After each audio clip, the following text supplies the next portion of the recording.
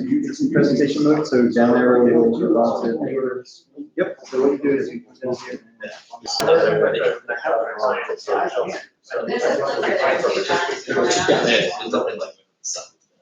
Okay, we're gonna get started here. I'm sure there'll be a few more people, including hopefully my son, who goes to school around here. He may stop by a little bit. Thanks for coming out on a rainy day here in beautiful New York. My name is John McElhenney, and I'm a co-founder at Onshape, and previously was the CEO at SolidWorks and a couple other startups in the Boston area. Part of what we're trying to do is take some of the executive team and get out and just start to talk to people to initiate kind of just local marketing activities to start to bring some users together. We know early on as we're doing this, we picked a relatively small venue, in part because we want to make it intimate, but also we're not trying to blow it out and have hundreds of people in the organization. We will do that in time.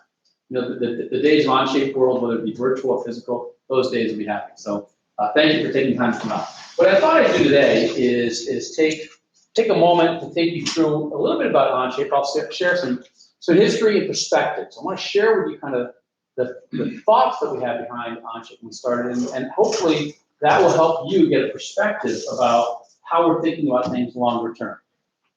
We also have a customer. Will's going to come up here and give a quick sort of talk about how they're using Onshape over at 3D Brooklyn, which is quite interesting. And then Philip Thomas, who's my partner in crime here, and we've been together for many years, from our SolidWorks days through I hate to say it, almost decades here, dealing with customers that are single users to some of the largest enterprises in the world. And he and I have done lots of customer events together. So that'll be a session. Hopefully it'll be a little bit interactive for you, your last questions. And then we're live streaming part of this event, and then at the end, after we finish up the live stream, we're going to show to people here locally some very interesting capabilities that will be coming out very shortly. Part of why we're doing that while it's in the live stream is that we're just not ready to announce it. So let me just give you a background, my background for a little bit, just to give you context about this industry. And it's kind of, we're in New York, so maybe I should, I'm a Red Sox fan, but maybe I should, maybe I shouldn't say that in public, but I'll use a Yogi Berra quote. How about that? It's sitting here talking to people in the earliest days. It feels like, Yogi Berra used to sort of say, when you come to a fork in the road, take it. And one of his most famous quotes was, of course, feels like deja vu all over again. And it does. It feels like deja vu all over again. Let me give you my background, and then we'll get into Onshape and how we thought about the company she started. My background is I'm a mechanical engineer by training. And the summer of 1983, so I'm an old fart. The summer of 1983, I was at the University of Rochester in Rochester, New York. And I got a summer job working at the Laboratory for Laser Energetics. And this is a large trillion-watt laser trying to do nuclear fusion research. And it's the size, if you can imagine, the size of 3 football fields long in terms of the capacitor base. And then this big 8-foot titanium, perfect vacuum sphere to kind of put this trillion-watt laser onto the turn tablet. Anyway, I was doing mechanical design for them as a mechanical engineer. And I worked for this guy, Frank DeWitt. And I started out in his drawing boards. And I walked in and we had literally thousands of drawings. Stacked up, not organized, it was a mess. And then I started doing design work on the board, and he quickly realized that I was better at computers than I was at design. And he said, maybe you can help me. And he said, maybe you can help me figure out, these things we're just starting, the PC. Maybe you can help me find a CAD system. And at the time, Bosch and Lum, remember Bosch and Lum, they had their own CAD system. They were a big benefactor of the university. Anyway, long story short, we got Bosch and Lum CAD. You've never heard of it? You didn't know the file format, but anyway, AutoCAD was also just starting at the time. And there was something called DBase. For the older people, they probably may have remembered DBase.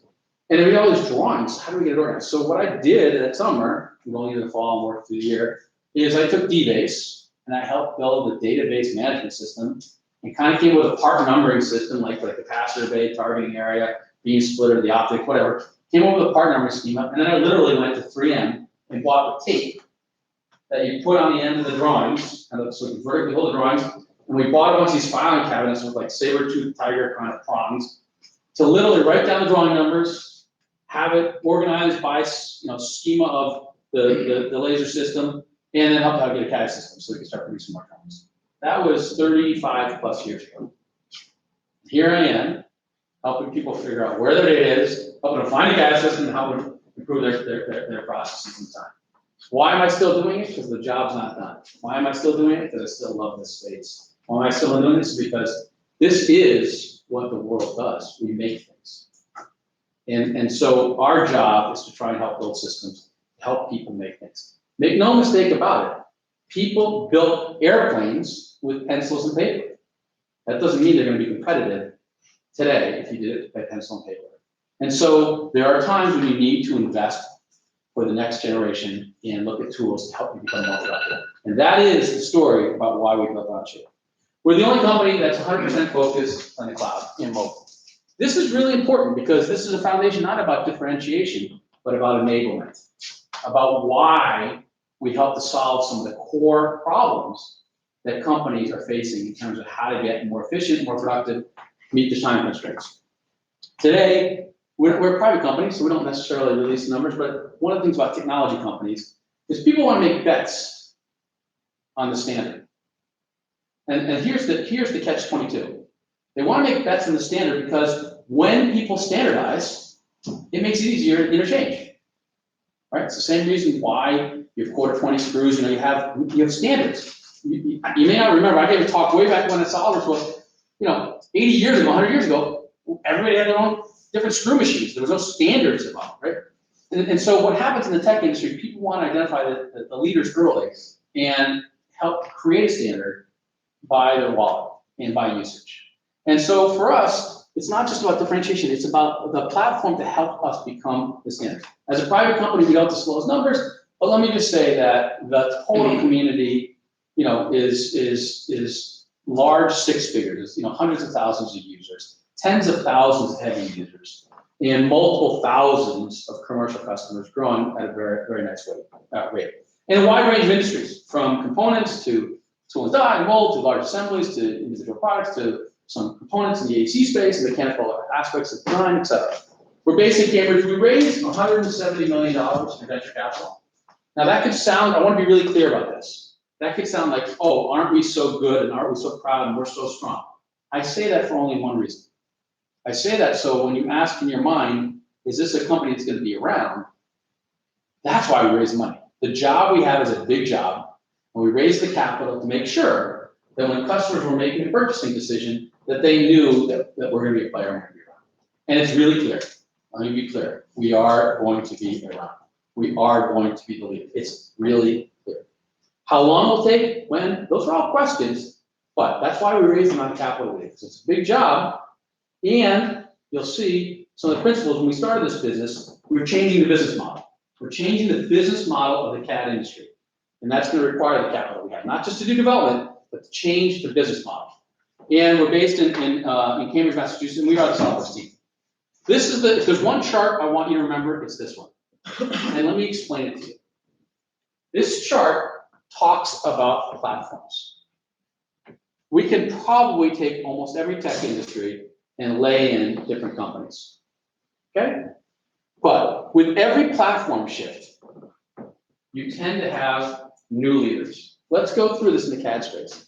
In the early 80s, as I mentioned, when I was buying 3M tape and putting it on the drawings, writing down drawing numbers and hanging up the sheets, AutoCAD came around, and they took advantage of the DOS PC.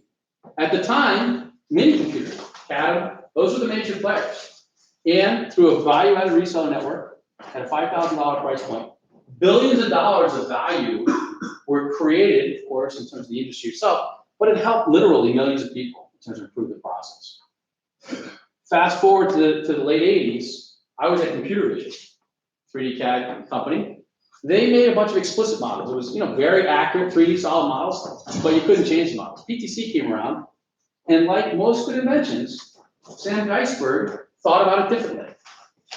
If you remember prior to this time, there were solid models, and drawings would be driven off of that, the dimensions. Like most good inventions, they usually think about it differently. And Sam said, why don't we have the dimensions drive the model? As I tell my wife when I try to explain this, I'm like, it's like Imagine accounting paper where you're making the changes, adding it with a calculator versus a spreadsheet. You really made solid models that could change. And you took advantage, only could do that because of client server and sort of power and utilization. They changed the business model, $25,000 software, $30,000 software for a direct sales force, and they crushed the market. Crushed it.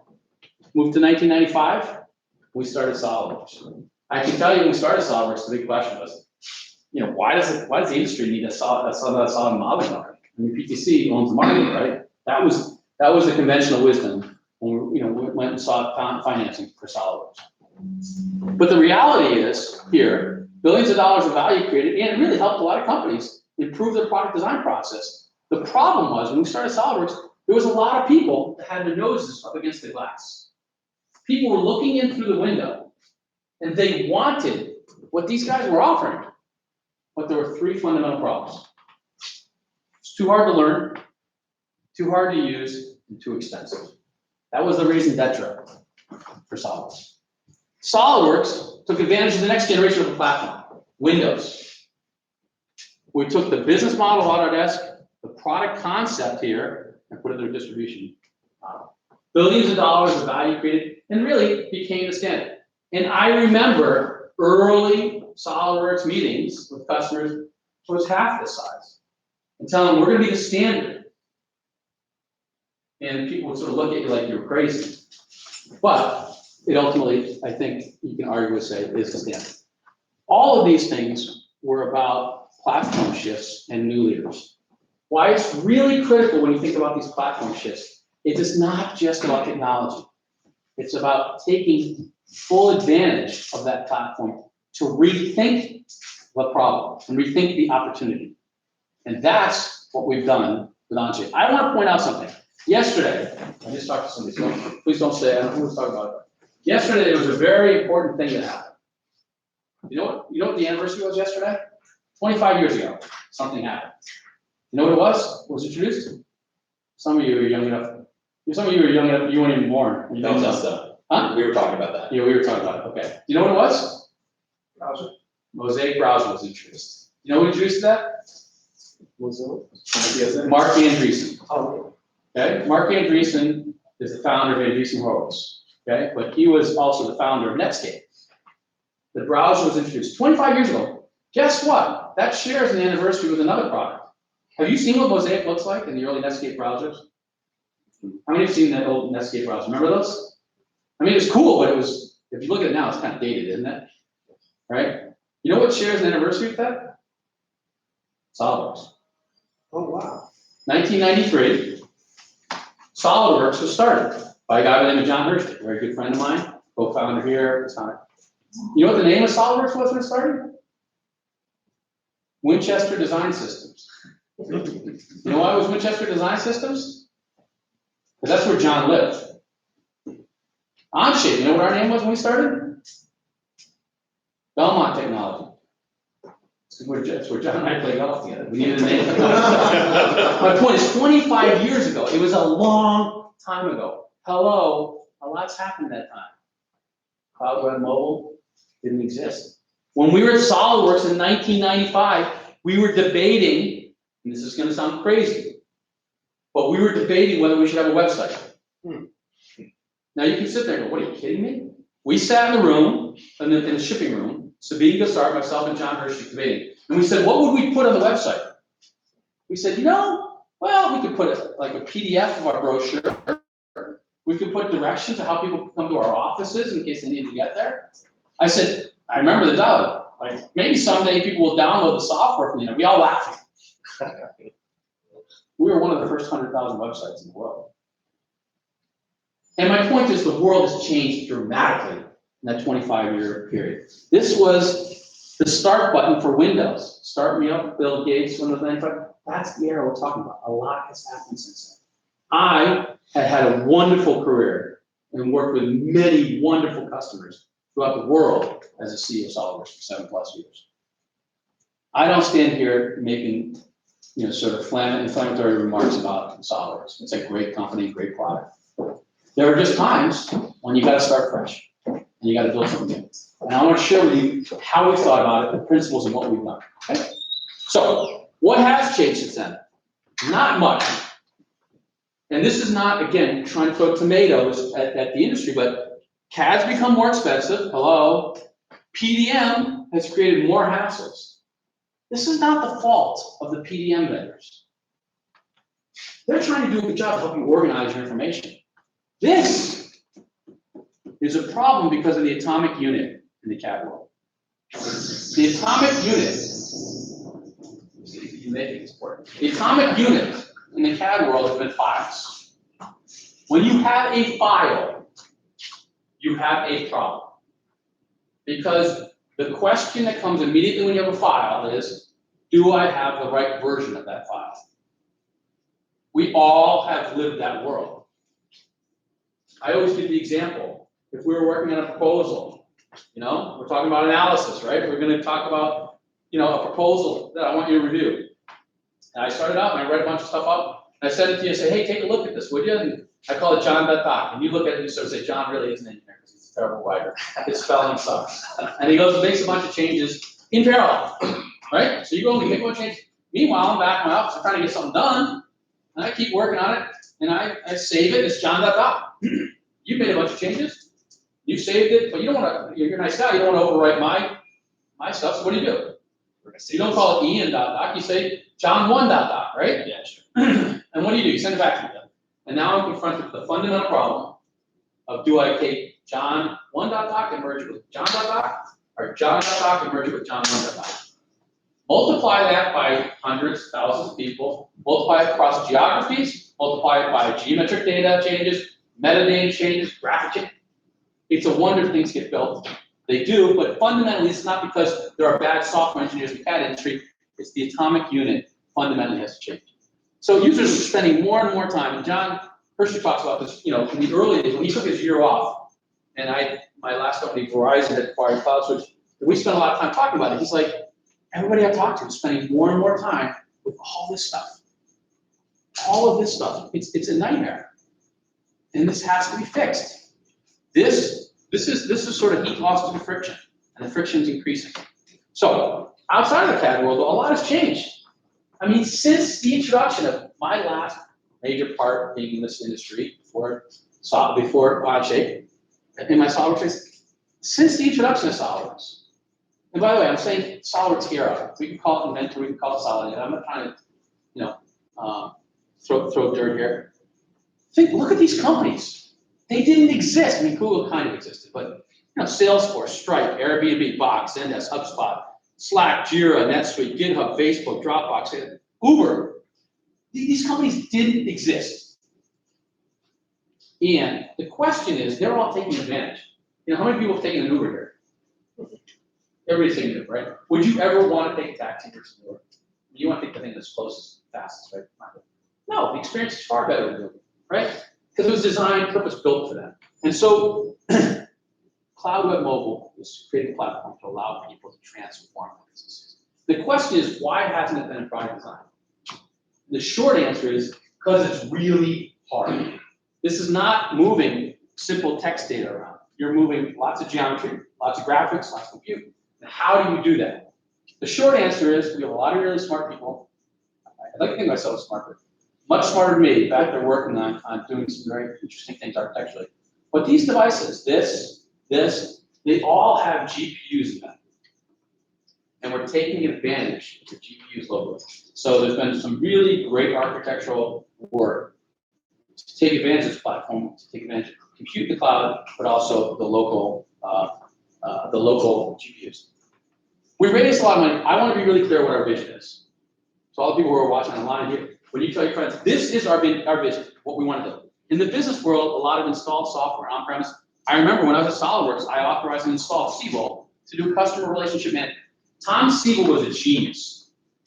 Before Siebel, how many people heard of Siebel? Before Siebel systems, Tom Siebel used to be at Oracle. Before Siebel systems, you know how people thought about customer relationship management? You've heard of CRM, right? You know what they called that category before? Contact management. Remember ACT, Goldmine? These were phone numbers to find people.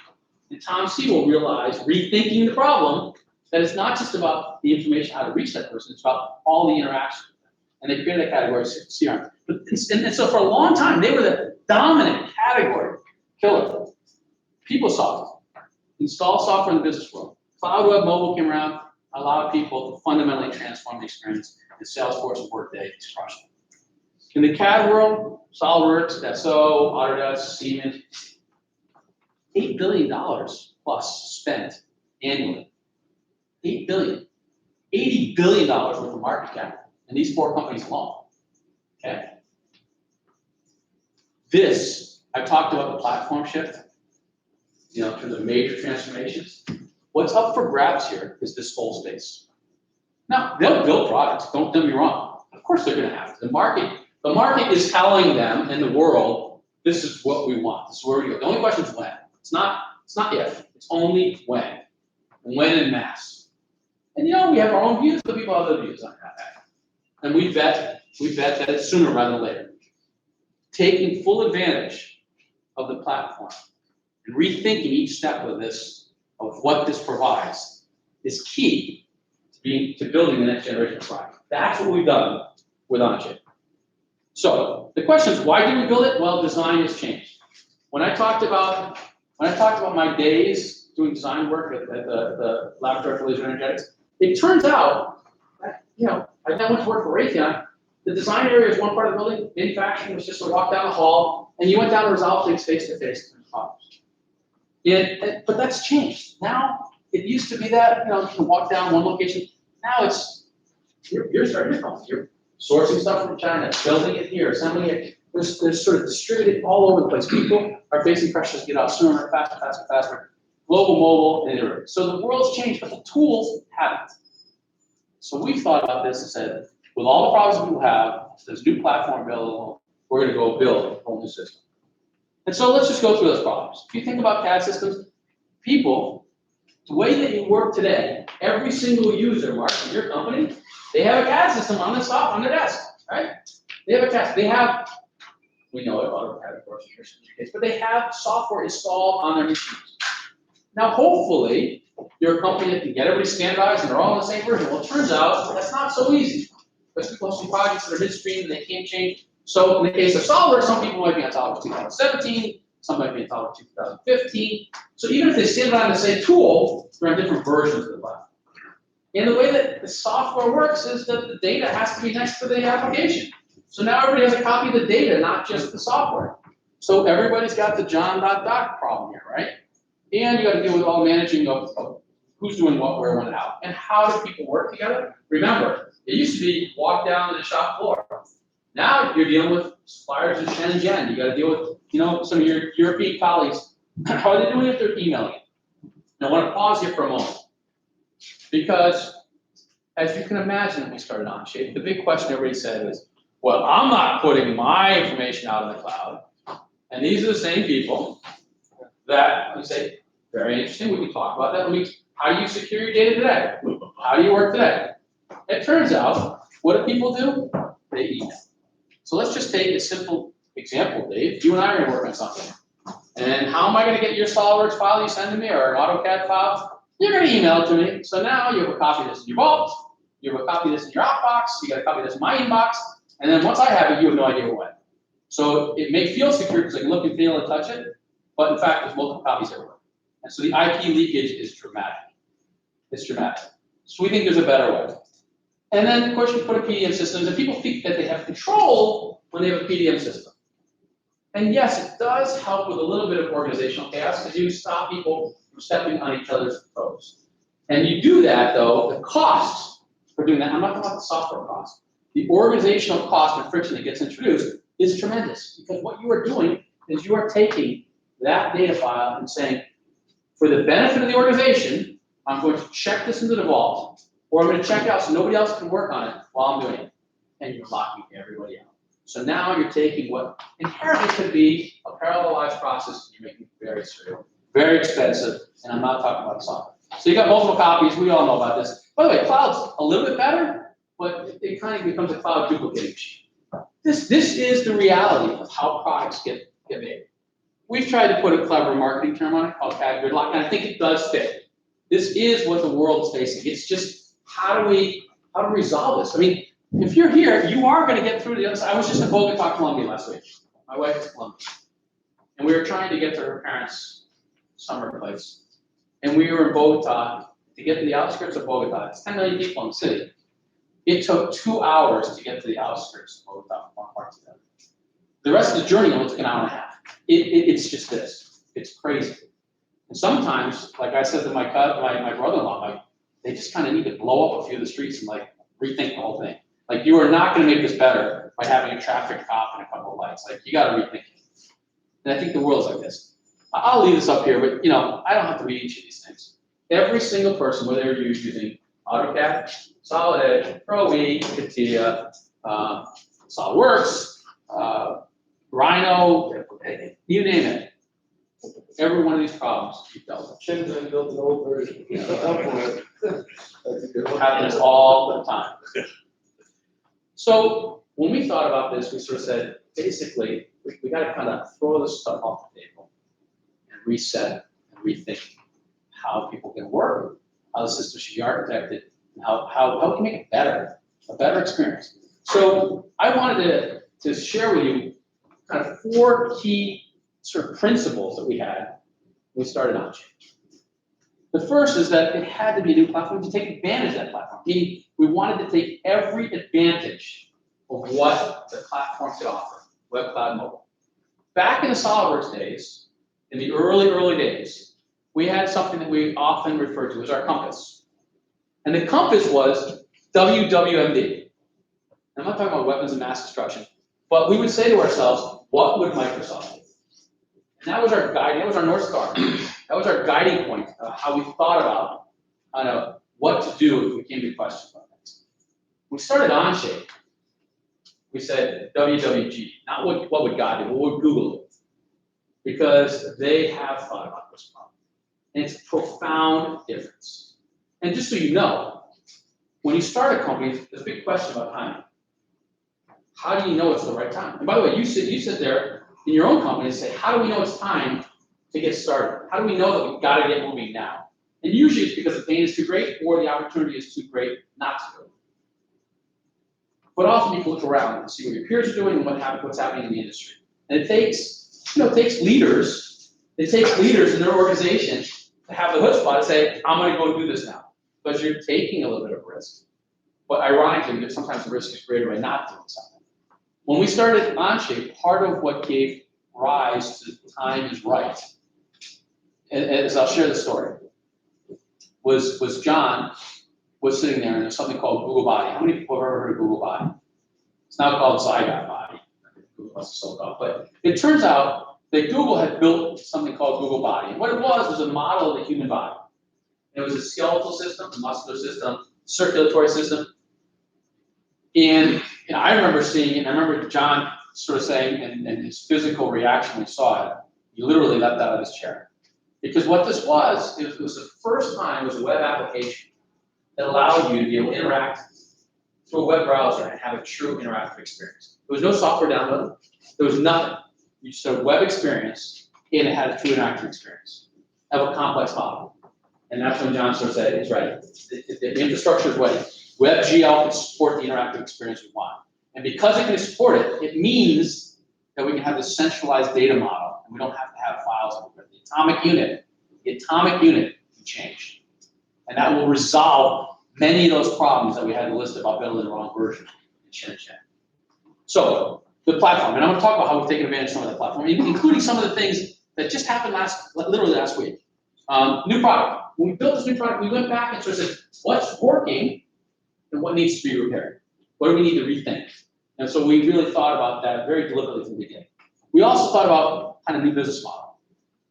How do we rethink kind of how the business model should work? Both not just what we charge, but how do we interact with our customers? How has the market evolved? In the early days of 3D getting into the masses, many people had to be educated what 3D solid models were, what feature-based solid modeling is. That's not the case anymore. The lingua franca of this industry is feature-based modeling. People understand that. The question is how do you use a specific system and the convention, how they work together. And then lastly, the opportunity we felt was really to build a new culture in this industry, to really help this industry move forward with a new view towards transparency and openness. So let's talk about each of those. First, the new platform. Rather than have all these kind of files going everywhere, we made the decision to have one CAD system in the cloud, database in the cloud, and what you share with people is links and access to that CAD system. When you share those links and access, what you are sharing is the ability for them to come visit, but when they come visit, you can control what they have access to do, whether it's to view, copy, share. You have the ability to control what happens with your data for each of those users. So there's nothing copied. You can access it at any device. You never lose data. There's no save button in Onshape. That whole idea went away from it because everything's a transaction, just like your bank card. You go to your bank and take out $300 out of your ATM. It's going to show immediately on your balance, right? As I tell people, if it doesn't, let me know the name of the bank. I will just short the stock because they're going to kill it, right? So it's a transaction, and that's the way in which we built Onshape. So everything you do, you could be working on it on your mobile device, on your laptop, close it down, grab somebody else's. You're exactly right where you were, as you would expect. From a product standpoint, we had to rethink what it meant to do product. So at the core of what we built is this collaboration engine. That is the genius of what some of the key developers have built in our operation. Is this ability for people to work synchronously and asynchronously. So at the core of Onshape, that is the atomic unit of how you share information. And we can do that not because of a check-in and check-out mentality, but because it's a database. That's how we share it with people. And so think about this as we inverted it. If you think about the world today, it's CAD systems, kind of work locally, have the data, and then you manage it by a PDM system on top. Check things in, check things out. We inverted that. We built the control mechanisms at the core. We wrapped a CAD system around it. Most really good inventions typically are inverted thinking. Think about the problem differently. So rethinking some of the fundamentals, you're going to see some of it in Philip's demo later on. We went back to the basics. An example. When we started Onshape, the question was direct modeling or parametric modeling. The idea is you need both, of course. It's not obvious. It's not or. It's an and. Higher order mating of parts and how things go together. It's hard for people who come from different CAD systems. So say, wait, what are all these dots? How do these things make together? Once you learn it, though, you're like, oh my God, this is much better. And so part of this, we'll show this here. The whole idea, people in the IT world, sorry, your jobs are changing. Whether Onshape is successful or not, your jobs are changing. Like, get with it and understand that. You're in the IT world. That is what's happening, right? So the whole idea is reduce the size of IT footprint because most of that is just wasted energy. There's a better way to do it. Taking an IT team and forcing them more to look at kind of internal security and stuff. Can you use resources elsewhere inside your company? Use the device anywhere, any place. And I put this here because I want people to understand. We started SolidWorks 25 years ago. And the mission, I thought John had a very clever statement. I want to make CAD as easy as turning on a light switch. And our goal as we thought about this new product, is we're still pursuing that dream of making it as easy as turning on the light switch. Business model. We turned it to a SaaS business model, make it very affordable. Sales and support, directly with Onshape. We can deal with the smallest remote customer in Bennington, Vermont, directly as an individual, or that person can just not even know who we are, just interact with the website, all the access to customer tutorials, the forums, etc. Through the medium companies to some of the largest companies in the world. We're working with a company right now that's multiple thousands of seats that they're going to move forward with. So we're capable of dealing with some of the largest companies in the world, some of the smallest companies in the world, and they deal directly with us. Sort of a complete kind of comprehensive integrated sales model and support model. So they can interact with us at any stage, at any place, any location.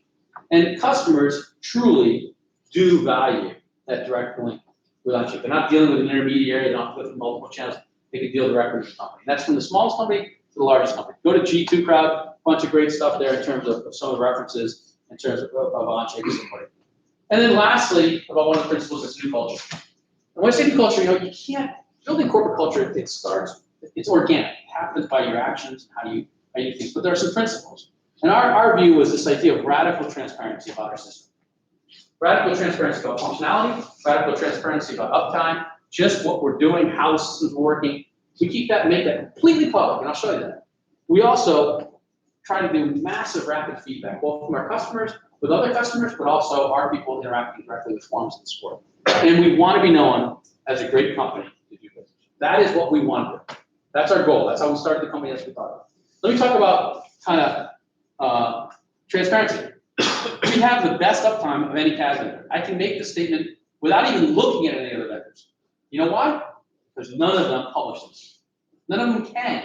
They don't know what their uptime is because they have all these individual users that install software, so they have no way of really monitoring.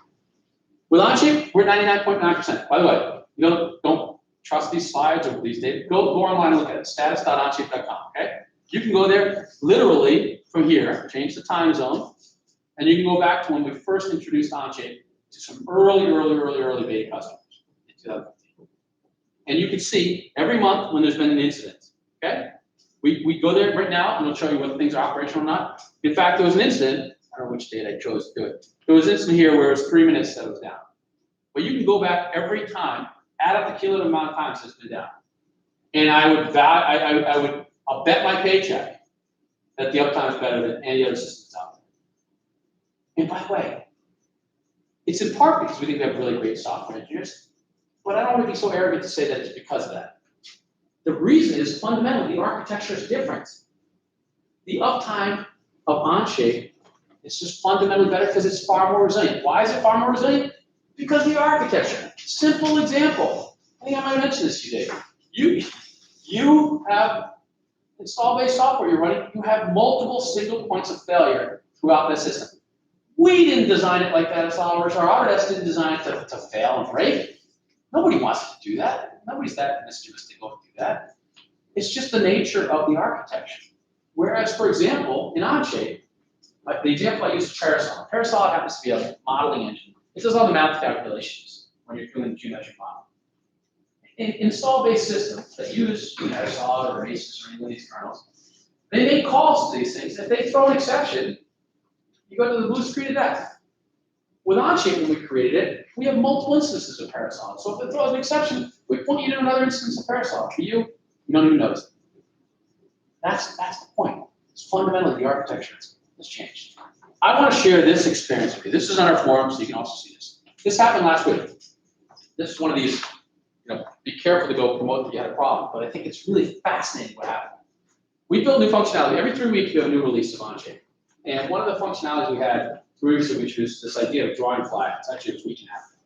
Drawing flags. And we did a bunch of testing. We put it through beta. We did a bunch of stuff. And as we deployed it, people started using it, and they started realizing with really large assemblies, they're having performance problems. And it turns out this flyout capability basically was causing some of these performance issues. And our QA team, this is Jake, radical transparency, our QA team responded to the forum saying, hey, we noticed this. They looked at it. The release had been out 6 days, 5 days. And they said, you know what? We're going to pull the functionality. Now let me explain what we did. This is fundamental to the platform. So we had this capability in the version that we had running in the cloud. One instance, right? It's running in the cloud. And we have the ability to turn off the functionality, like a little checkbox. We turn off the functionality, and it removes it from there, okay? Now, all the people that are using Onshape at that time, as long as they don't refresh their browser or anything else, they still have access to that functionality. As soon as they refresh their browser, we have another instance running. They all get pointed to the new instance. And as soon as they shut down a session, they get the new instance. And ultimately, this atrophies, and it gets shut down. But all these users got the new version, new access.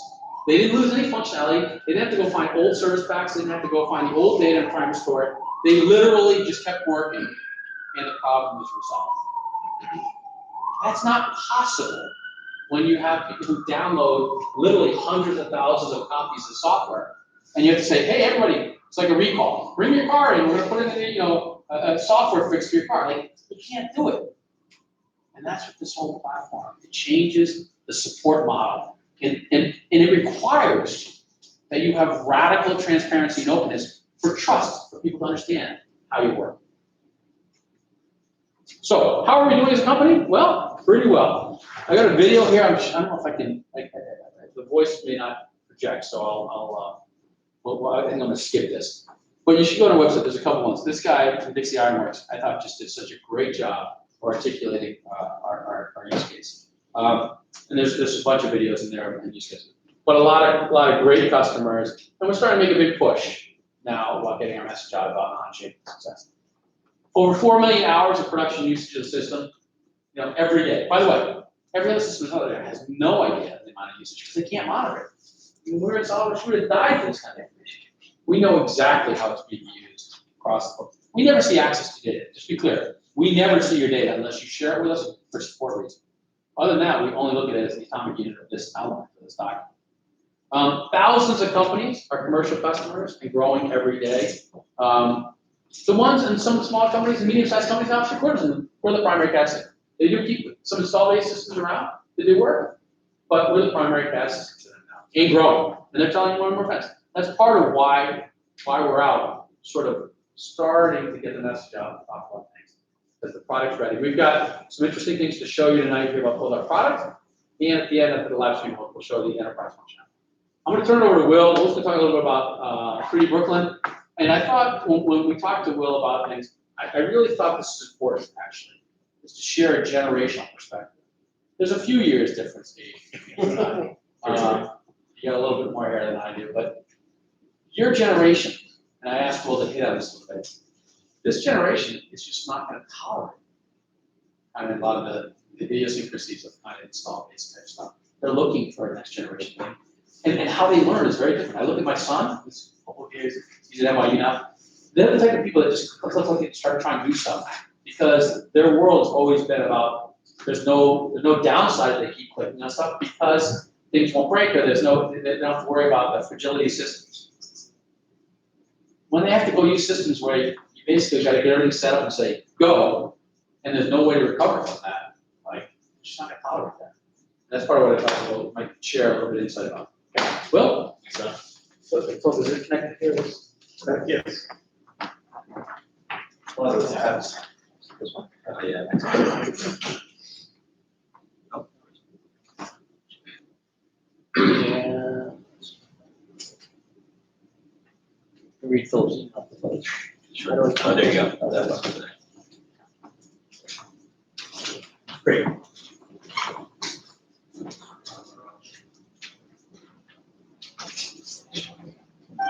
All right. Hey guys, thanks for coming. My name is Will. I'm one of the founders of 3D Brooklyn, and I do all the design work there. What we mostly do is design and prototyping for individuals. So we have gotten very good at working with 3D printers and doing the design work needed to get some functional prototype, aesthetic prototype, sometimes just pattern files that people will need. Renderings, all kinds of things, but mostly it's a physical prototype that someone needs. Whether they just want to hold it in hands or show it to someone else to prove their point.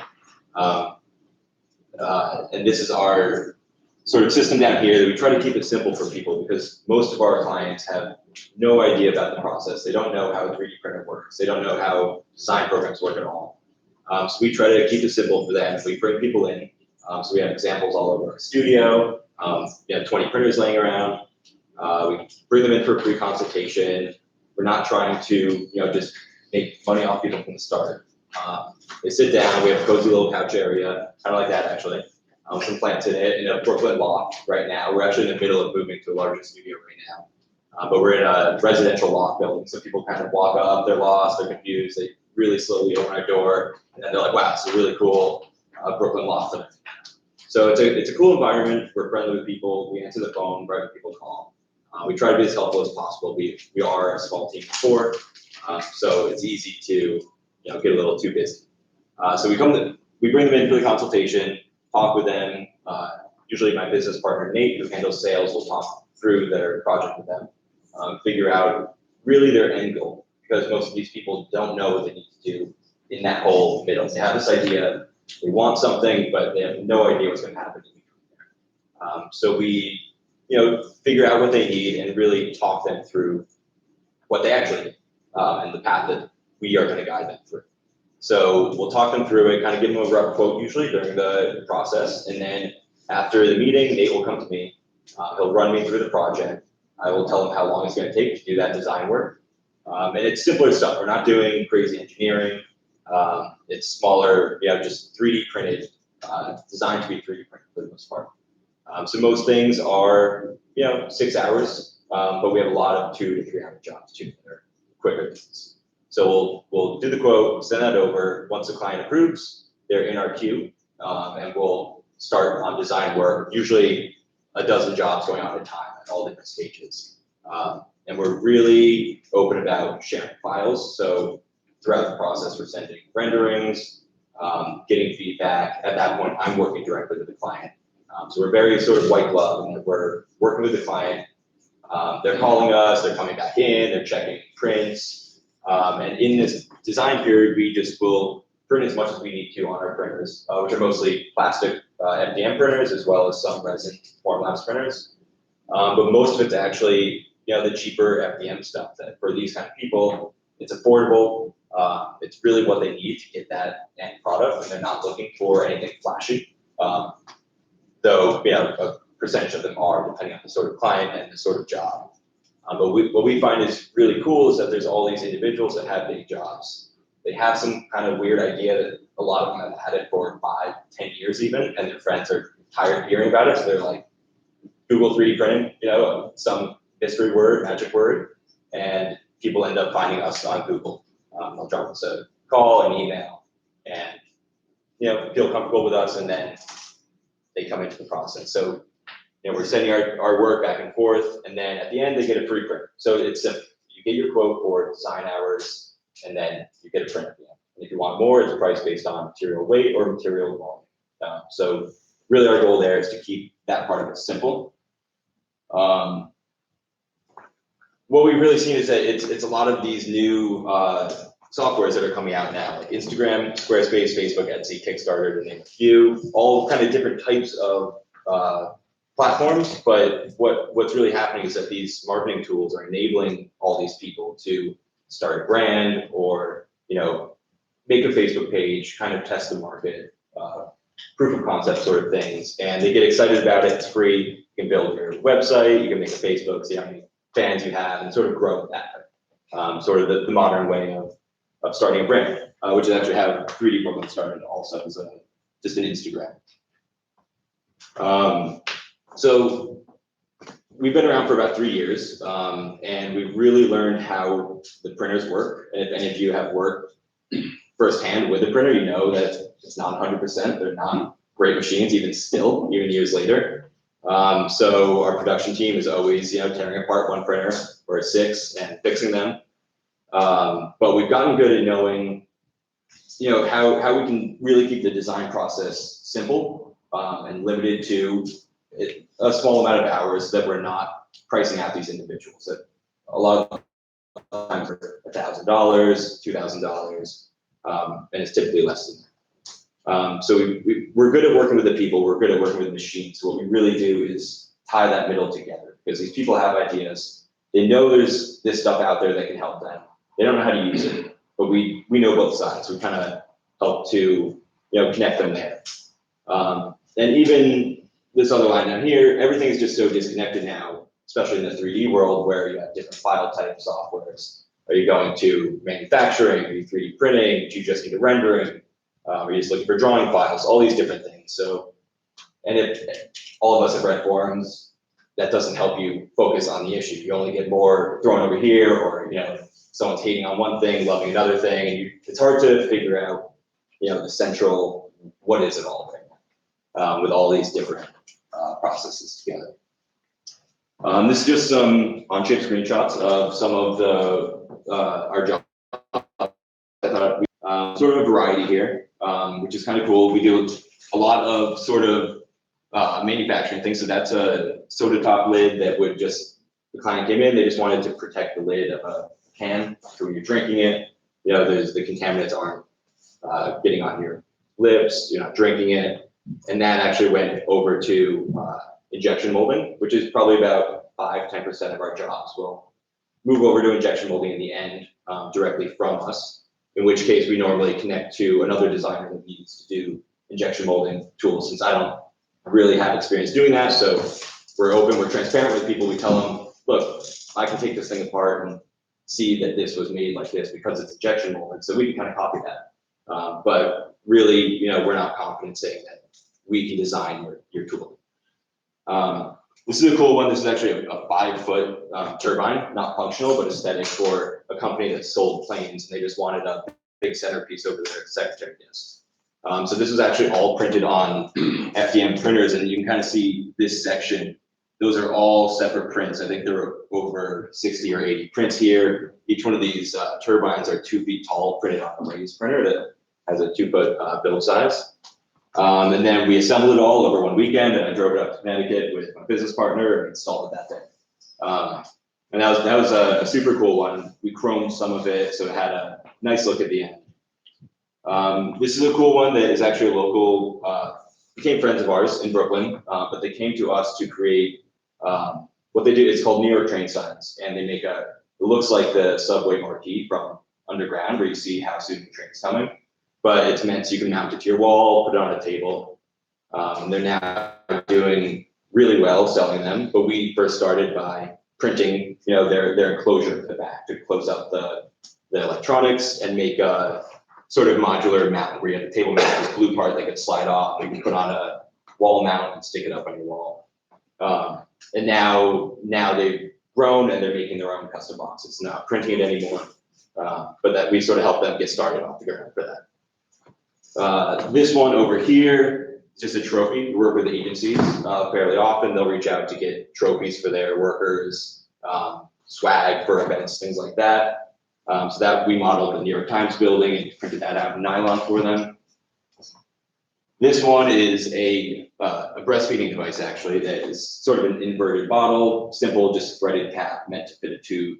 She had the tube, she had this idea, and in this case brought in a similar bottle, but wanted it to be heart-shaped, things like that. So most of our clients will bring in a prototype that they've made. That's kind of my favorite part. We get some awesome looking Frankenstein hardware store prototypes.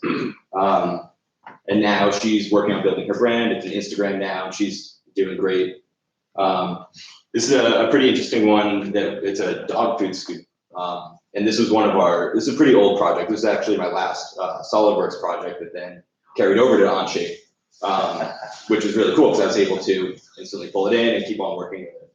But it's an adjustable dog food scoop. So the handle slides, it's crazy. You change it to your dog's weight and the calories of how much is in its food, and you get the perfect scoop every time for your little dog. And he went on Kickstarter. He dressed as a dog and went to Shark Tank. It's called a Buddy Scoop. And then this one is a foot sole manufacturer, and they just wanted to test a different shape. So we played around with different contours for them, printed some flexible resin prints until they were happy, and they were. Yeah. And then this is actually a really cool one that we're working on right now. We recently just bought 10 more printers because of it, because we're a little behind. And it's a door cup that was it's in the Marriott in Westchester. Every single bathroom was installed in a way that the sliding door was super heavy, and people would close it and actually crush their fingers, which happened multiple times in a Marriott. So the contractors came to us. We worked with them to resolve this thing that they're cutting away the door frame and inserting this in a way that your hand will sort of have some clearance once you slide it in. But it's cool because it's an end use 3D printed part. The guy that owns the Marriott was also super stoked about that, where to us, we're like, you're gonna hate the layer lines on this thing. You're not gonna like it, but it's a really cool use because there's no other way those contractors could have done it at that price and time frame, where they're installing 30 a day right now. So those are some of the projects. Like I said, we're normally working on at least a dozen at a time. So there's so many, and whenever people ask what my favorite one is, it's the hardest question. What did you print the finger hole with now?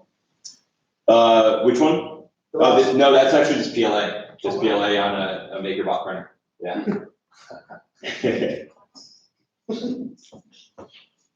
But that's really that's kind of the cool thing that we see in 3D printing, is just that there are these use cases that work for lower end printing processes like that.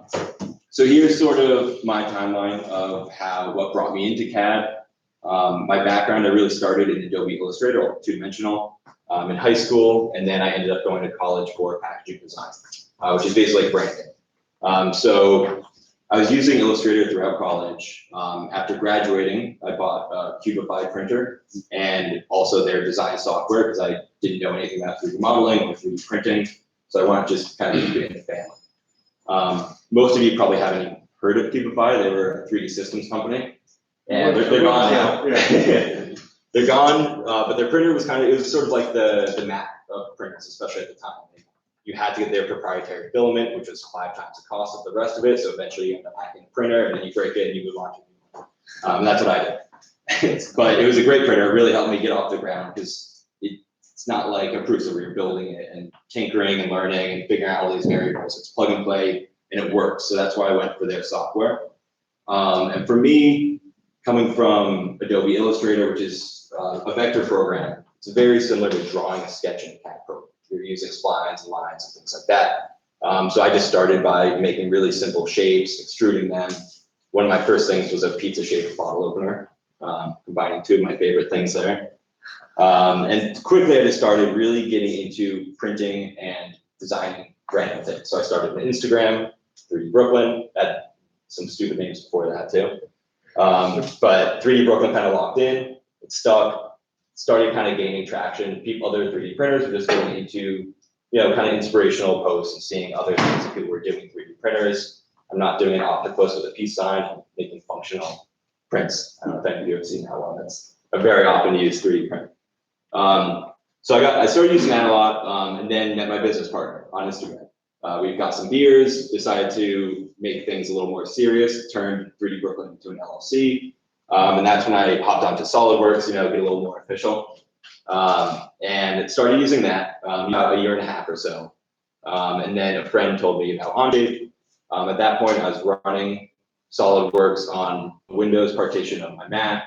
Not a Windows fan, big Mac head. I hate the Windows file system, can't deal with that. Among other things, just crashes and having to boot up into that. It was super annoying. So Onshape was sort of just sounded great to me from the moment I heard of it. And I really switched over super quick. I saw it, signed up for it, and instantly the user interface, everything about it kind of stood out as being, all right, they've thought about this, it's clean, it's nice, it's refreshing, it's different. So just a couple of the things that I noticed first was I got to finally switch off of boot camp on my Mac, stay on Mac, use my Finder. Really great shortcuts. I'm a huge fan of shortcuts. I'm never clicking on a drop down. I'm left-handed too, so I think it kind of helps me like shortcuts in one hand, mouse in the other, never stopping. Browser-based, awesome to me. I think it just makes it so much easier it's in my tabs. I'm in my browser all day, kind of flipping between emails, time tracking, our project management software, and Onshape with shortcuts. We had 1, 2, 3. So I love that. The cloud storage is great because it's not taking up any of the room on my computer. And obviously that kind of has to do with the version management as well, which like we were saying before, would always have at least 10 versions of the final version. Your final 1, final 2. So things like that would always happen. The iOS access is super cool. To me, it's crazy that that's even possible. No one's going to sit there and design a crazy piece on your phone or your iPad, but for me, it's really important because I'm the only one that designs in the studio. So if I'm away, I can make a small tweak. I can make a dimensional tweak, play around with the file a little bit. I was actually in Hawaii earlier this year when the false missile crisis happened. That was fun. And but was doing exactly that, adjusting client files. I'm trying not to work too hard, but every once in a while I get an email and change little things. But then also like sketching with it, just kind of playing around with the CAD program for me on my phone, and it's just relieving. I'm not a big pen and paper person, so it's fun to play with CAD and sketch in the 3D world. The online resources are an awesome part of it. I mean, there's tons of webinars that are constantly coming out, tutorials about everything, public files too. So sometimes I'll just sort of search in the public files if I don't really know exactly how I want to model something, or if I'm kind of trying to show someone something. And it's incredible how much is actually open there. And then just constant improvements like we're about to see again. There's just constantly new features coming out, new improvements on the last versions. And and everything. And they're really on it, really quick with everything. And it's really been a pleasure working with it in our studio. So some of the ways it helps us directly is we're sharing our files. Like I said, when I'm doing the design process, working with clients, I'm constantly in conversation with them. They're able to just click on the link, view the document, click on points, check measurements, see things in color. For some of our clients, it's a little too advanced. They don't even know how to rotate a 3D model. So we're kind of at that level where we have to keep it simple. Screenshots for some people. Some of our clients won't even email us. They're like, why are you 3D printing? You can't email. But that's just the case. They're able to view it. Some of them are able to adjust it. So some of our clients, they'll play around with CAD programs and then be like, all right, I can't do this. Can you guys do this? But what we're able to do, like for someone, we made a frame for his artwork. And he really just wanted to be able to have a frame that could be different depths because he's putting LEDs in it. And wants like a shadow box kind of look. So he wanted to be able to do different sized artwork, but easy. So we, just put a variable at the top of the document, length and width. He could, not much explaining to tell someone, you have to just double click on this, put in your value, and it's instantly going to change. And you have complete access to that document now too. As well as collaboration. Again, not many of our clients are able to do that sort of thing, but some of them are. So that's a super cool feature that we're able to at least tell them that we can do, or give them ownership so that they can sometimes go to another designer down the line and have other adjustments made without just using a step file and editing that or something. And then ownership, a lot of our clients just like to know that they have those files afterwards. So it's an easy way to just give them ownership and access and all of the above at the same time. In our studio, file access is great. We basically have 3 departments. We have design, production, and sales. Those are each one person departments right now. But for all of us, so we're close, so we're always in communication, but to have files accessible through our Onshape library is really something that's different than browsing through my folders and subfolders and dated folders and versions, and you can never tell which one's new, where in Onshape, my newest one, typically is the one that's open up there. And then, just for me, file management, storage, version editing, all of that, it's just working on the cloud, keeping it all there. The Onshape does a great job at the whole versioning and, breaking off a version and creating a new workspace. It's a really easy way to try different routes for your design, and then you can even merge them and have the newest update that works for both of them. 3D Brooklyn is 3 years old. We're going fast though. Like I said, we're moving into a new studio. And as a small company, it's super important for us to find the right tools in the moment. We can't spend time shopping around, trying this and that. So it's really helpful for us when something just works. And Onshape so far has been great for that. There's modern take has been invaluable for us at, just keeping us up to date and keeping us connected to the tools that are also changing just as quickly. The physical tools, the digital tools are all changing for all of this, the whole 3D printing modern manufacturing world. And it's important that, we stay up to date and connected to all of it. Any questions or? Please. Sure. The last thing, the collaboration, so has that happened before, or is it something you envision?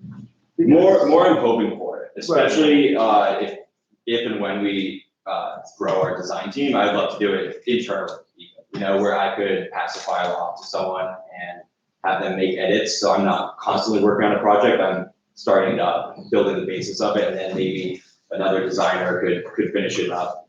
But we've done bits of it, but not much. We don't work with a lot of other designers. Okay, I was talking specifically about the piece where you said a client could take a file and have someone else ownership of the file, and someone else in the future, if they need someone else, not you, not even 3D Brooklyn. Because that's one of the things that's new to me as CAD is very new to me. I started in 2017 on Onshape, first dabble in CAD, and it took me way back to when I was doing finance in PowerPoint where you couldn't even transfer a PowerPoint from the back end of PC. This was back in the 90s, and it was like a nightmare. The differences were so strong, and then I get into CAD, and I'm like, oh my God, I'm back in the 90s. I can't transfer a file, like an STL doesn't open on it. Nobody opens anything. You get what's the one that's like points, the points of data? A mesh. Mesh. Yeah. Good luck. Yeah, okay, I downloaded a mesh, and then one of the, a porcelain thing was for, Etsy. Okay. They do porcelain heads. I'm like, I want you to do a porcelain head and make it so I could scale it and print it. And I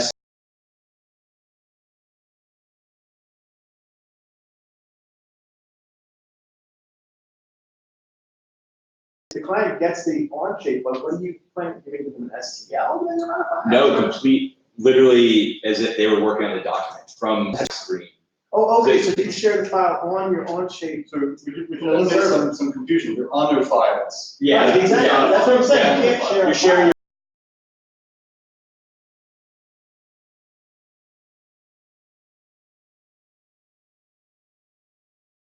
Will be on Onshape, so it kind of makes sense.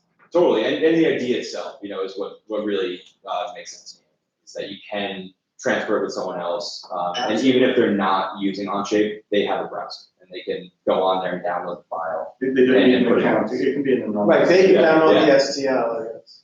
Yeah, or the step file, you can download, all different types from Onshape, so.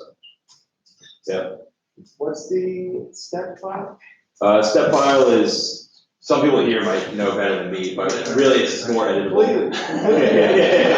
This is completely new. It wouldn't be a mesh, so it would be pixelated, for instance, if you were to scale it. Yeah, it's solid, it's surfaces. It's a standard file format.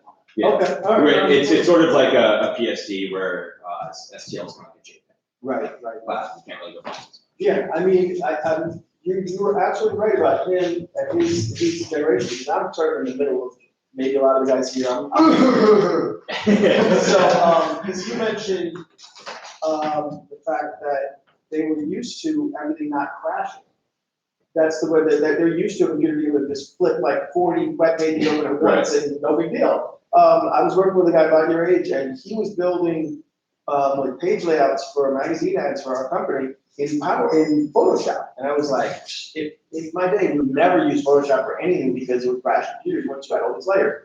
And then, that's how he would build the things. He would just layer all this up, and there was no rhyme or reason to it. It's not like an actual page layout program where it has all the layers and you can see all the things and move the. Right. It's just a picture. And now to make any corrections on it, it's a nightmare, but that's how people are used to working now. So it made sense when you said, guys around your age are used to working like that. So this makes, this to me is definitely the future. Onshapers, me coming into CAD new, I can't even imagine working with the way it used to be. It's like, what? No way. Yeah. No, definitely, it's all new.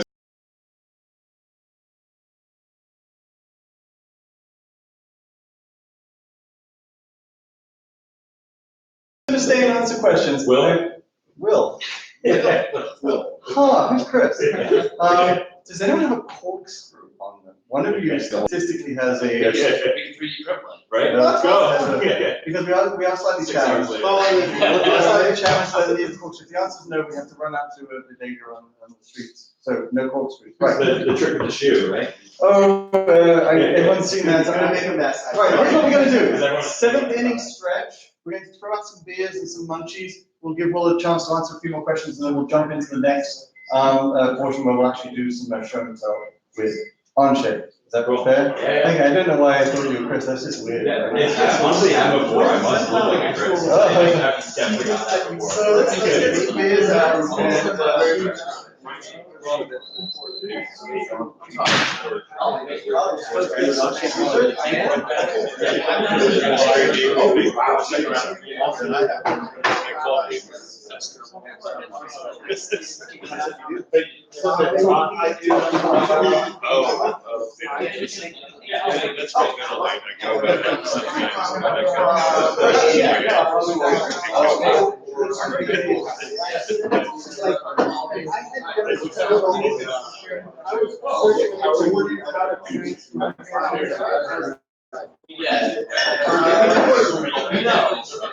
Yeah,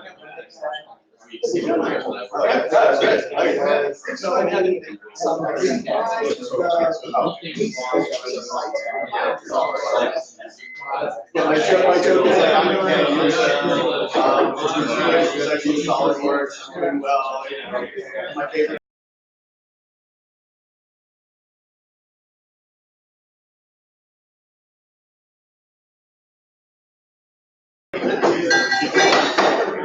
What are you gonna do?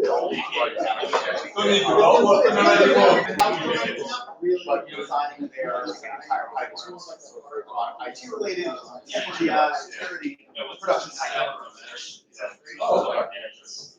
But I'm now working on a really want to use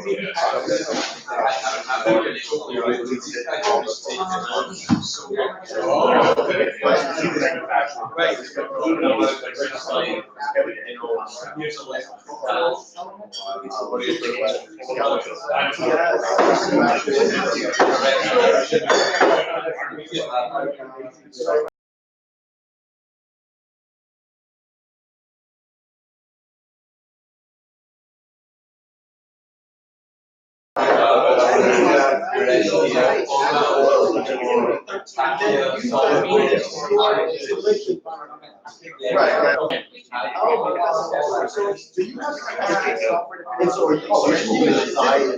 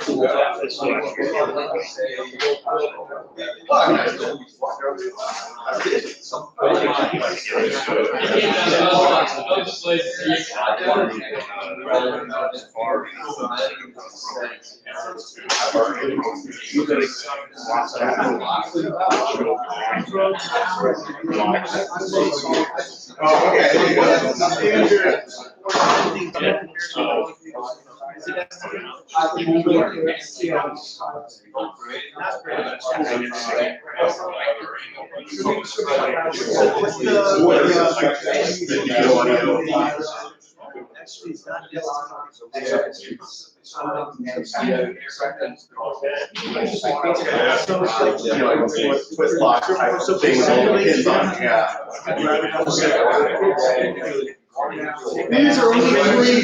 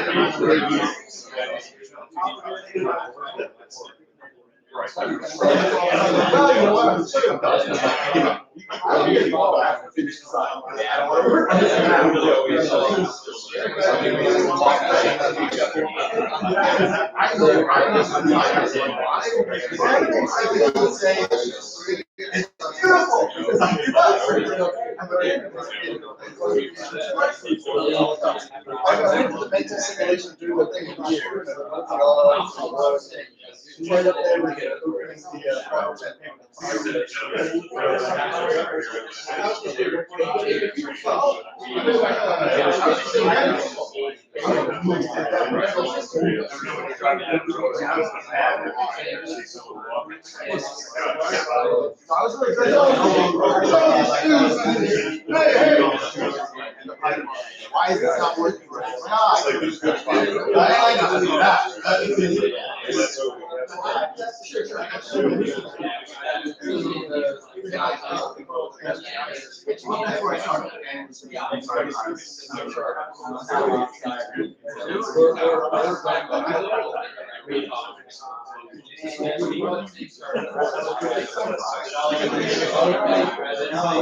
No, I started.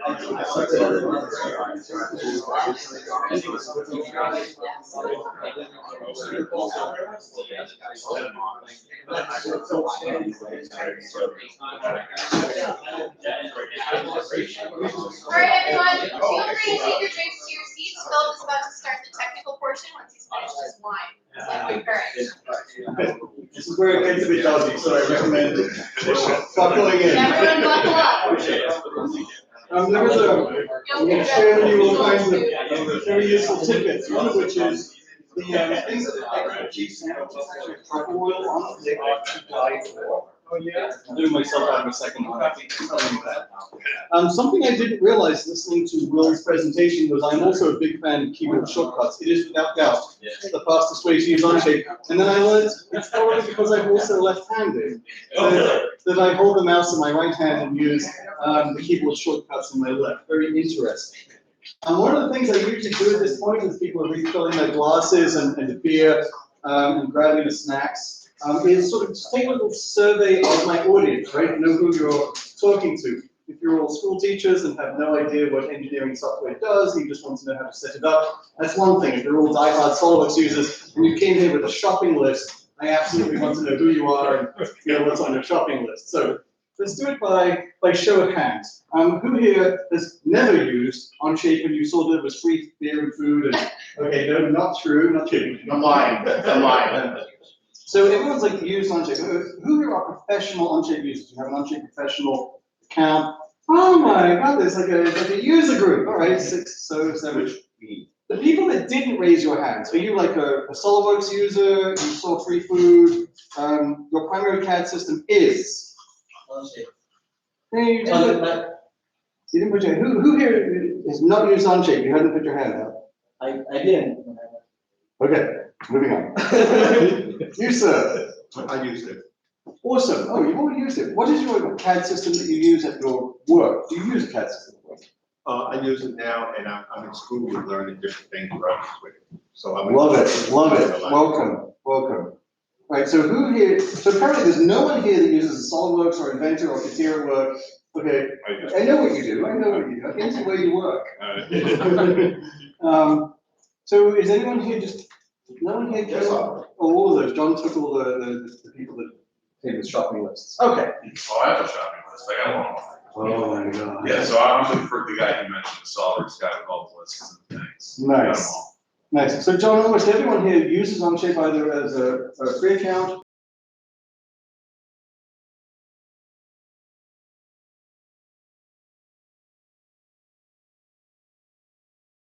CAD system at work, and they come here to try and find out if Onshape might be for them.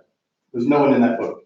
So what I'm learning is, I'm going to pitch this to you so that you are going to expand your knowledge of what Onshape is capable of. Maybe if you're using an Onshape free account and you use another CAD system at work professionally, you might be able to go back then and try out some of the things that you've used. I'm going to pitch this then at a slightly higher level than I would, by higher I mean more information, than I would if you were neophytes and had just come along to see what it's about. Does that meet everyone's agenda? Okay.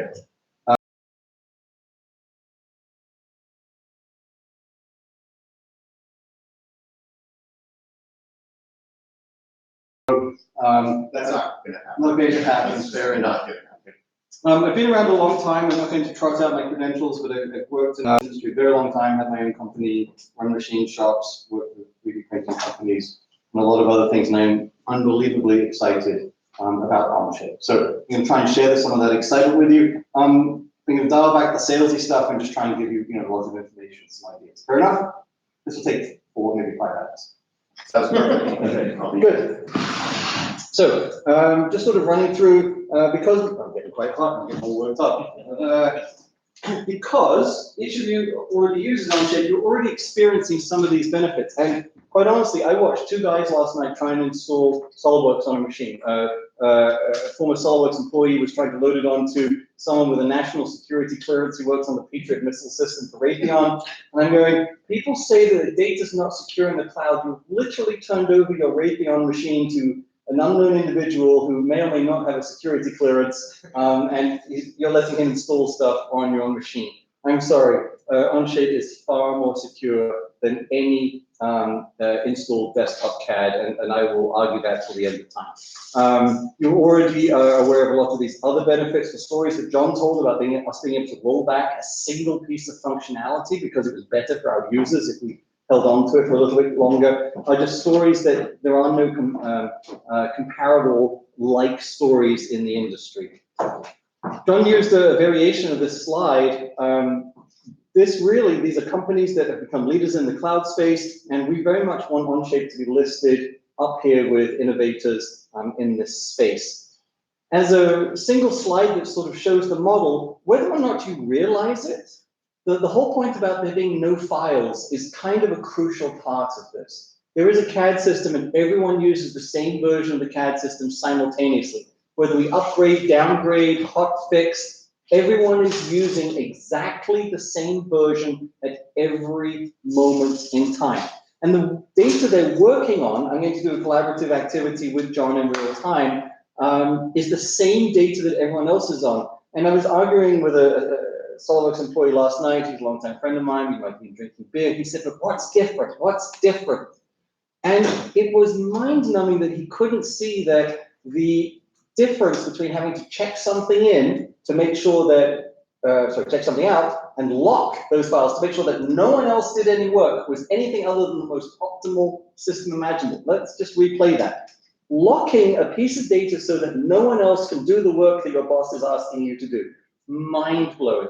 We'll walk through some of the new release management capability. All of you that were professional users, when we rolled this out, were automatically grandfathered in at the lower price for life, including any additional seats that you purchase. That was the right thing to do. We stand by it. The amount of money we lose on that will pale next to, the next 10 billion users.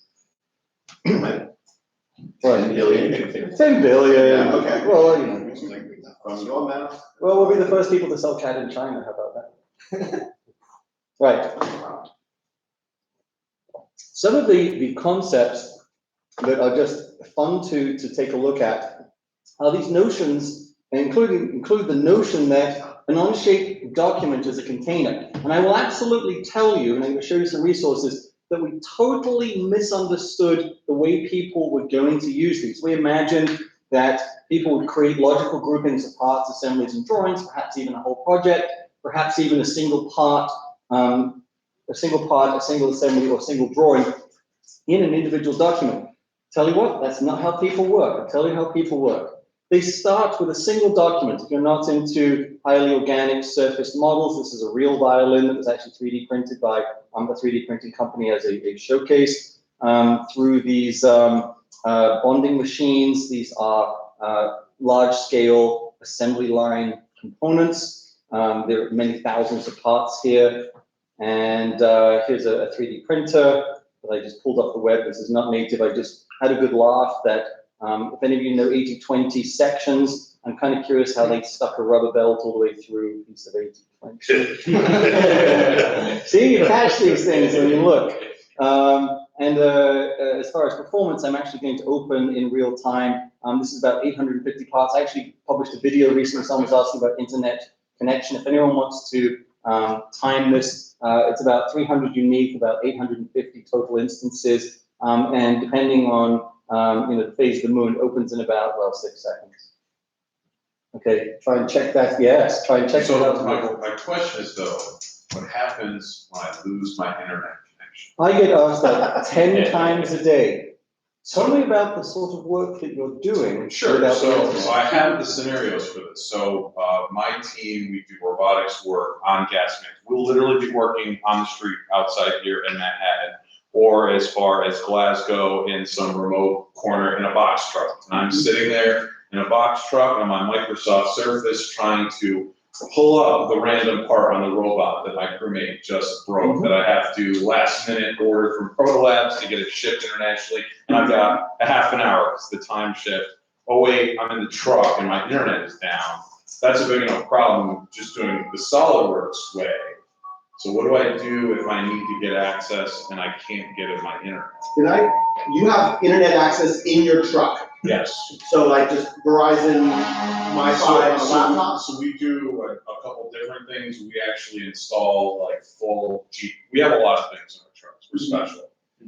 So it's because we have to report our information to our customers, sometimes daily. So we have full routers, Verizon cards, plus hotspots, plus any other backup we can have. So you have everything you need to have a reliable internet connection wherever your truck is? If the internet works. And in some parts of Glasgow, it's spotty. So we're on a wireless connection. So if it's Glasgow and it's a stormy day and it's really cloudy and when we're next to the soccer stadium, the reception sucks. So now we have it, but we don't have it. So that's kind of the thing that we run into a lot. It's obviously not ideal. In 2018, most people can have internet. So Dave, a couple of things. I think there's two parts to the question, if I may. One is, what about if it's a binary thing? What about if I don't have access at all? Right. And, the short answer to that is, when we built SolidWorks, I'll go back, and I don't want to keep going back to it, but that class of product, install product, we rode the wave of clock speed to be performance, right? And and then we hit physics limits, right? The world today, the question, let me just really be profound and ask, a year from now, let me ask you to really step out on the edge, sort of say, will there be more coverage and better internet connectivity next year than this year? Probably. No, not probably, obviously, it's like clear. Well, in the area I'm talking about, I'm not sure. Even in sub-Saharan Africa and across the globe, it's just obvious. I'm telling you, independent of cat, forget it. Sure. Just as a friend telling you, it's just clear. Don't bet against that. It's a losing bet. Okay, it's still losing that. Okay, Facebook's doing, balloon-based internet coverage in sub-Saharan Africa. Like, it's getting better every day and gonna get better tomorrow. And so then the question I would sort of say, it's not about whether you can access, okay, because the access point, the world, we can go online and find, the world coverage map is almost completely covered. I was in Alaska on a glacier and I was able to get access, okay? I was on top of Mount Kilimanjaro and I had access. It's just getting better, and it will continue to get better.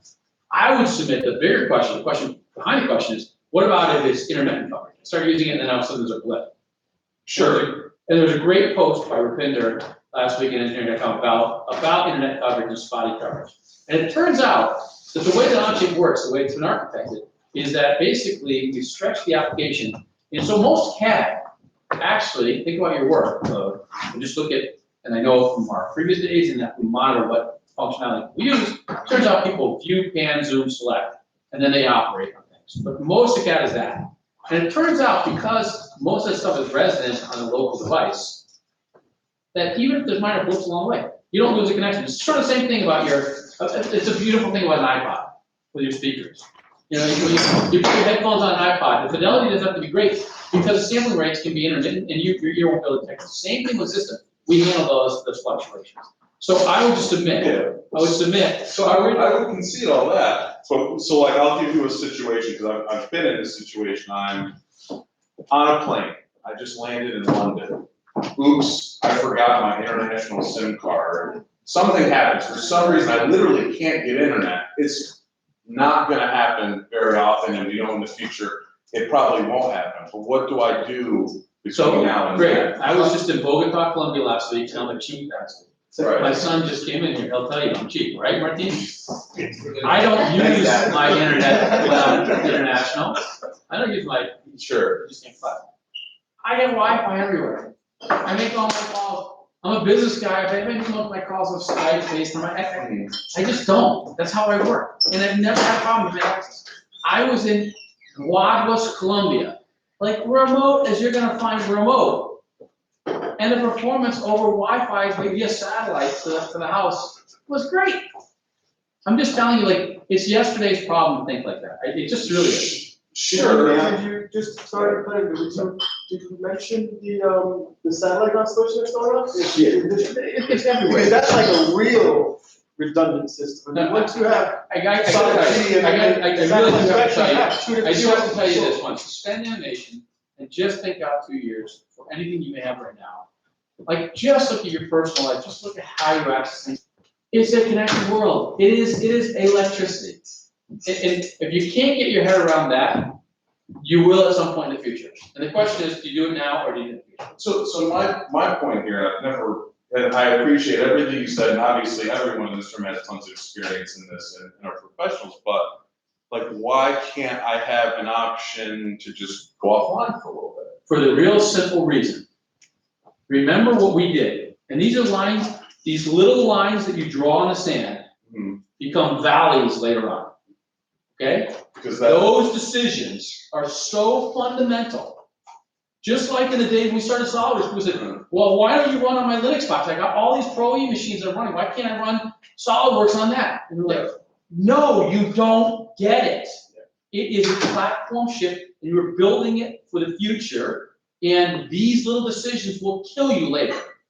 So the ability, look, I'm telling you, my experience, the idea that you're gonna, quote, have an offline mode. When you have an offline mode, guess what? You start having a version problem. You have the John.doc, John1.doc. Then you're in a synchronization problem. We talked about it at the beginning. We built this as a core, collaboration and sharing, and wrap the CAD system around. And I am betting not only my future, my career, but betting that this is the right direction. And I'm clear, it's just like in the early days of SolidWorks, it was like so clear. This is so clear it's the right thing to do. Not because we built it, but it's just the way the world's gonna work. Look at. Sure, I mean. Look in front of you. Look at these two kids right here. I'll say look at kids. Like, there is just no way. There's no way that they're not. My challenge with him is to get his goddamn phone shut off. And may I just say one thing? I'm a technology architect. I'm a systems architect and a business consultant. So my job is to help people like you figure out the problems, how to solve your problems. if you come to me and say, well, I'm gonna be in a truck and I need to make CAD changes in the truck, and then what? What do you have to do with that? In order to deliver that CAD change, traditional SolidWorks upload a file, you have to have internet connection at that stage to do it. So my argument to you is, this is a solution, yes. Earmuffs, guys, Onshape people, you kind of need internet access full-time to use this tool properly. They might argue against that, but that's my opinion. No, he's right. We Okay, are saying. they kind of need that. But then if you can't be in a pipeline that has secure, dedicated, reliable internet to use this tool, this isn't the tool for you. You must stick with your traditional SolidWorks on my workstation, using this version and making sure that every other person has the same version, and a PDM that keeps track of all of our check-in, check-outs, and that old school mentality, zero collaboration on any types of files. That's your traditional platform. Stick with it if that's what works for you. My argument is that pipeline, actually no, it's not an argument, this is the truth. That pipeline is dead and dying, and people who don't embrace this new way of working are going to be left in the dust. Oh, yeah, and I mean, I agree with all these points, and trust me, I was early adopter. I'm the most excited and want to adopt this, because I spent 4 hours today updating SolidWorks, you know, this is not what I want to be doing every day, all day. But from the big picture, I see, what is the weakness that I can see, and then I see, you know, like, we grabbed a couple seats of, you know, Fusion, and they have and I don't understand all the complexity of how the revisions work in both yet, and that's where I'm trying to catch up to speed. But so how do they, if they have an offline, online mode, it seems like they're moving into. They have no collaboration. Is That's that the whole deal then? There is no collaboration. You have to use A360 to sync up the files in Okay. order for people to be looking at the same thing. In the moment, John and I went to build. That's a downloaded software. Right, exactly. So it's a whole different protocol So- of operation.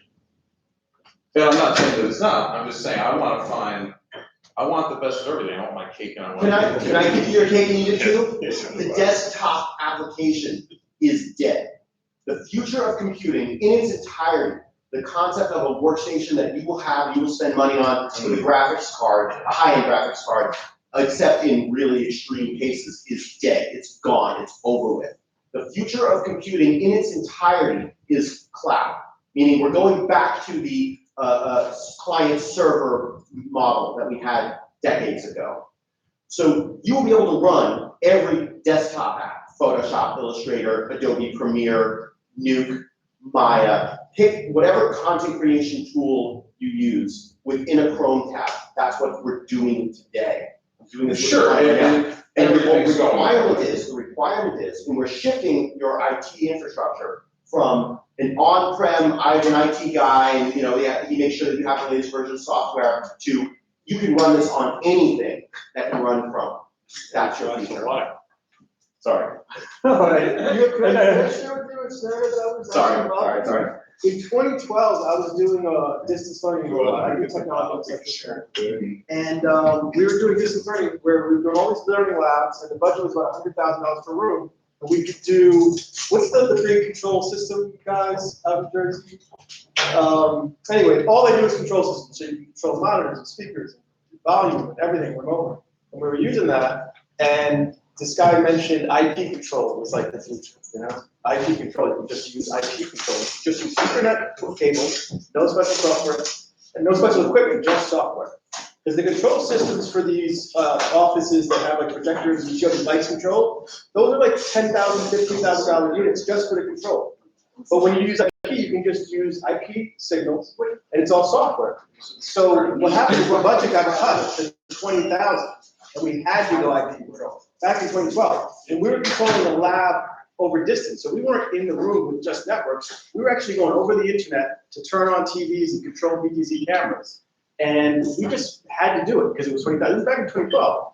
And we never looked back. It never became an issue. The internet never went down. Imagine that. The internet didn't go down, and we were able to do it, and it's never failed since. So I mean, it's one of those things where, yes, the internet could possibly go down maybe one day, but you know, the possibility of you being in the truck at that very moment and not be able to just drive around the corner and regain internet is very sad. Scotland Renewables, Outer Hebrides, Scotland.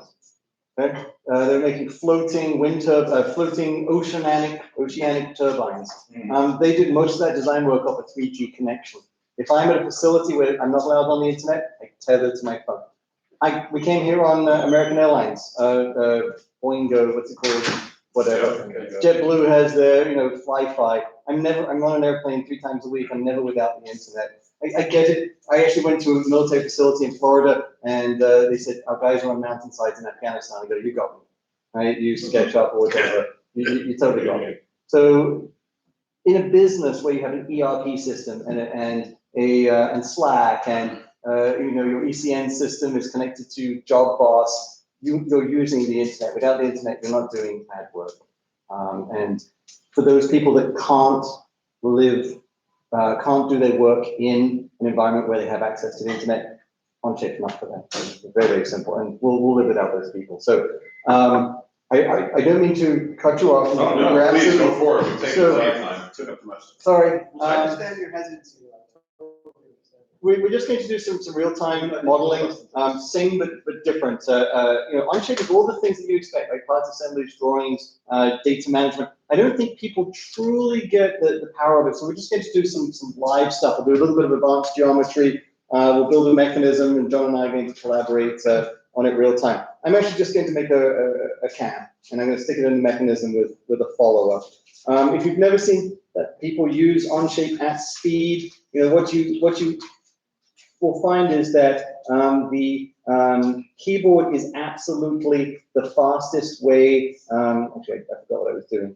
The keyboard absolutely is the fastest way to use Onshape. If you didn't know you didn't need to use the dimension tool, now you do. Right? You just draw an entity and type in a number, and that's the diameter or the radius or the length of something. I'm just going to drag this up. I'm going to pull up a plane. This workflow, which should be very familiar to a lot of people. Here's a plane. I'm going to start a sketch on that plane, orient myself normal, turn off the others. I'm going to use a spline tool.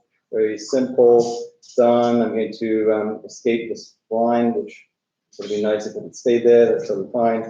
There we go. And I'm going to accept the sketch, and I'm going to split this face. So I'm going to split the face with this entity. I'm just generating, the cam profile. I would like to actually build the groove. So I'm going to take this face. I'm going to thicken it by some amount as a new part. And I'm going to go 5 millimeters out. I'm going to hide this part. I'm going to offset this face as a new part. I'm going to go 5 millimeters up and 5 millimeters down. It's basically a 5 millimeter wide track. And I'm going to hide that one. I'm just going to offset, actually 10 millimeter wide track.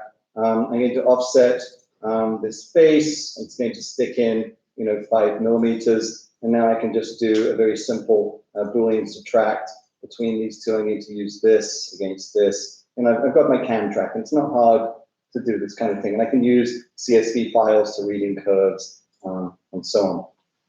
So let's go ahead and put it in this assembly. I have an assembly here, very simple cam follower type arrangement. I'm just going to insert this part that we just created. I'll throw it up here. High level mating versus low level mating. You guys use Onshape, I'll give you a clue. As soon as you add a second mate, you've got one too many. 99.9% of all mating scenarios can be satisfied with one mate. A lot of the 5-cylinder engines, you just saw the V-twin, all the public documents like that, I built them all. There were a number that I couldn't do in SOLIDWORKS. I worked for SOLIDWORKS for 15 years. I tried to do that 5-cylinder radial engine there for 15 years. I couldn't do it. I came to Onshape, did it first try. I am so excited about it. So polyamorous mating is not supported in Onshape? It absolutely is. Absolutely is. But I'm going to try and do everything with one mate, although I can Where use do the two. mates usually line up to? Is that always confuses the crap out of me? So mates are attached. So the hierarchy is mate connection points, right? So for instance, if I just hide this part, if I say I want to mate, when I hover my cursor over a face or edge, I get a number of mate connection points. These are points to which mate connectors could be attached. Everyone says, well, what if I want to attach one where there isn't a point? it's very easy. I can offset or rotate from any of these points. Show me that. Okay, so let's say I wanted a make connector that was in this corner, but offset in and down by 10 millimeters and 10 millimeters. So now I've defined a location. What are we doing? X, Y. Needs to connect. Oh, this is a make. Why aren't you helping me? From here, I'm going to move, and I'm going to go 10 millimeters and 10 millimeters, and maybe. Okay. Yeah. So I can define any location. What we're actually doing is defining two coordinate systems, one on each part.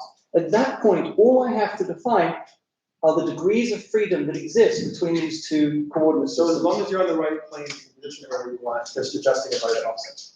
Sure. I mean, the more comprehensive answer is I can define a coordinate system at any location in space relative to any part.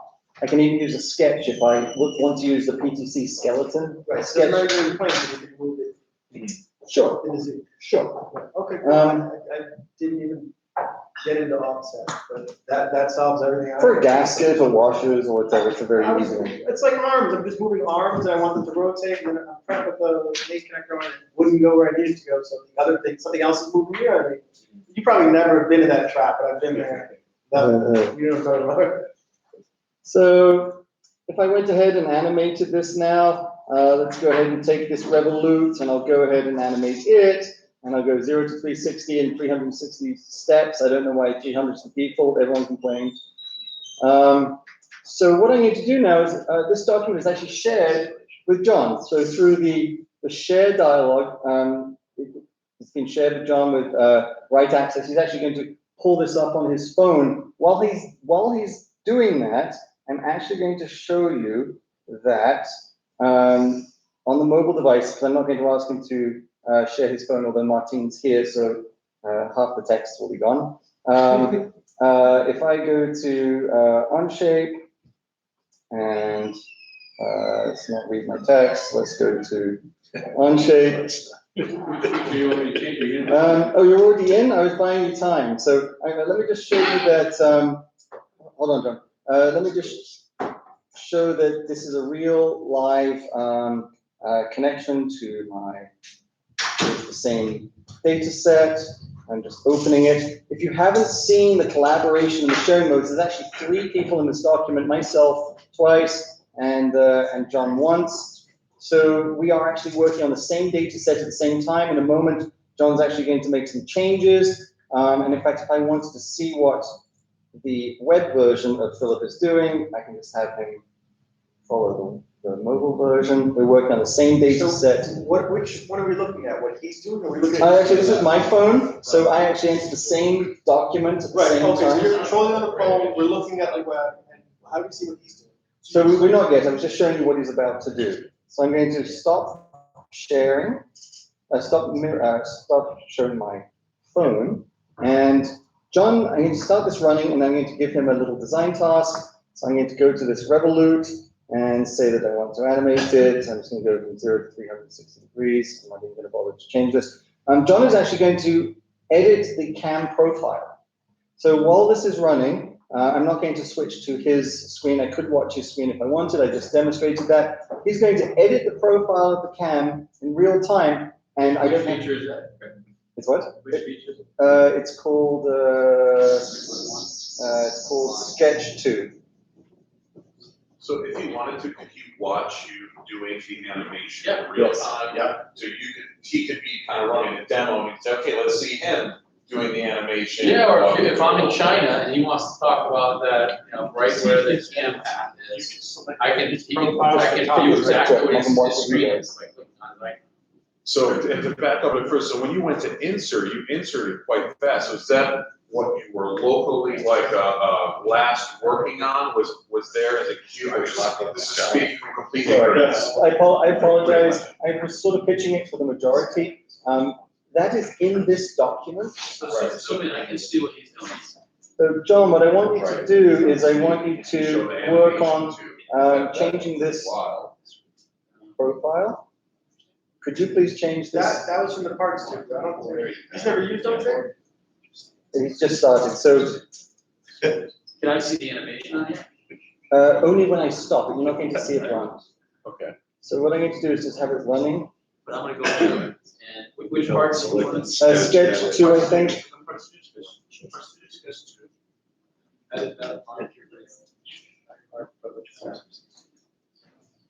So then, sorry, back up, so when you inserted, was that like your last part you made was right there for quick access, or did you have a special space? I apologize. I went very quickly. The insert dialog lets me insert any part or assembly or sketch or surface from this document or any other document or any version of any other So document. now you can insert features, is that what you just said? No. The insert dialog Right. allowed me to add the part that we just made live Right, into this assembly. right. You asked, is it the most recent thing that I touched? I said, no, it's any part, assembly, sketch, or surface from this document or any other document.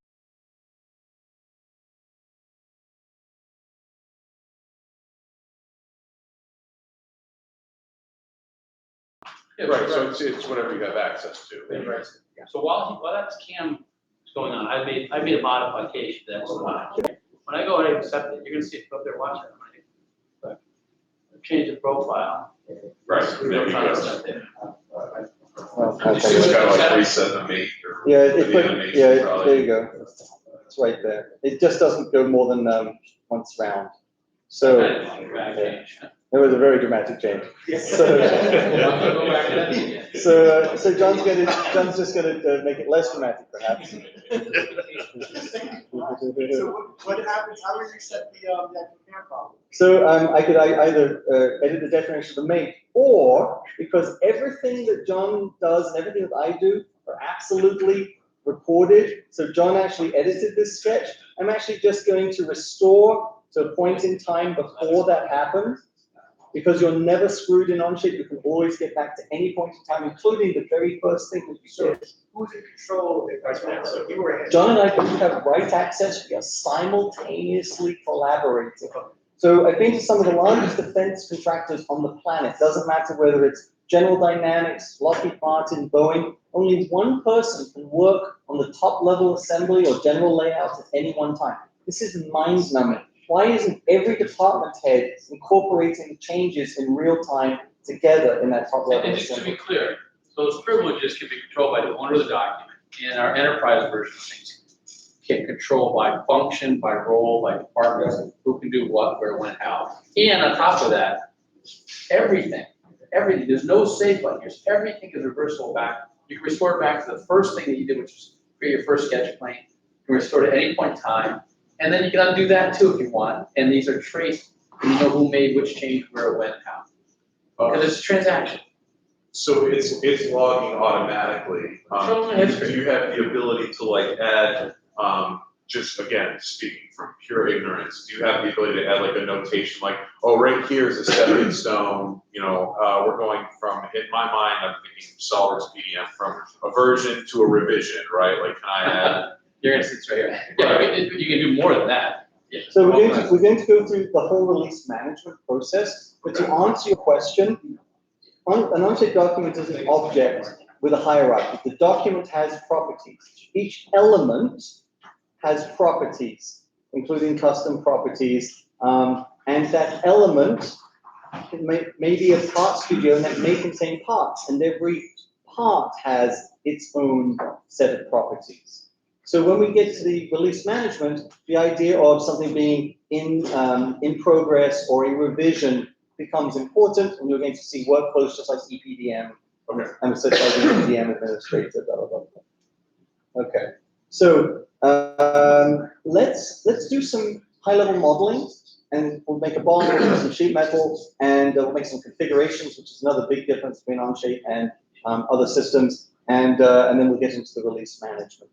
So one of the things I have here is a sub-assembly from the V-twin engine.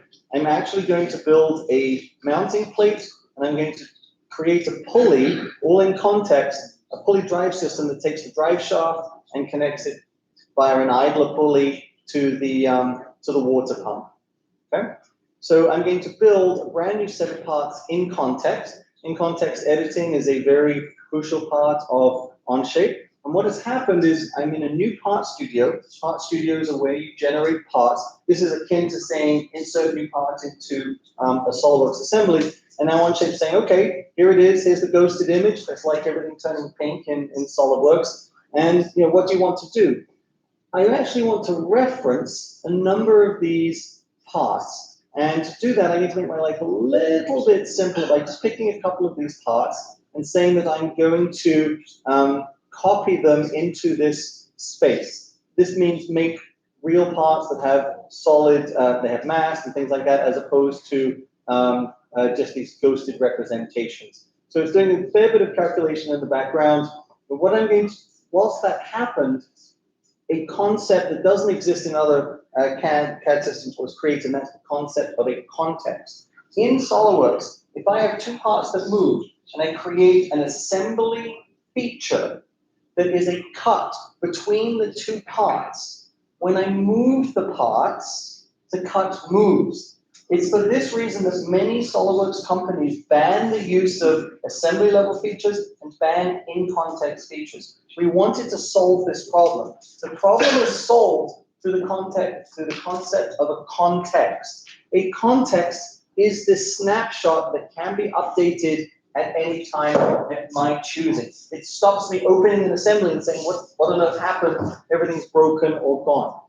I can turn this context on or off at any time. I am going to create a number of pulleys. I'm just going to do this very simply. I'm going to create some pulleys. This will be a pulley that will be centered on this component. I'm going to put a pulley the center of this hole, and another one, or it's easier. But is it going to let me do that? I picked three things. Awesome.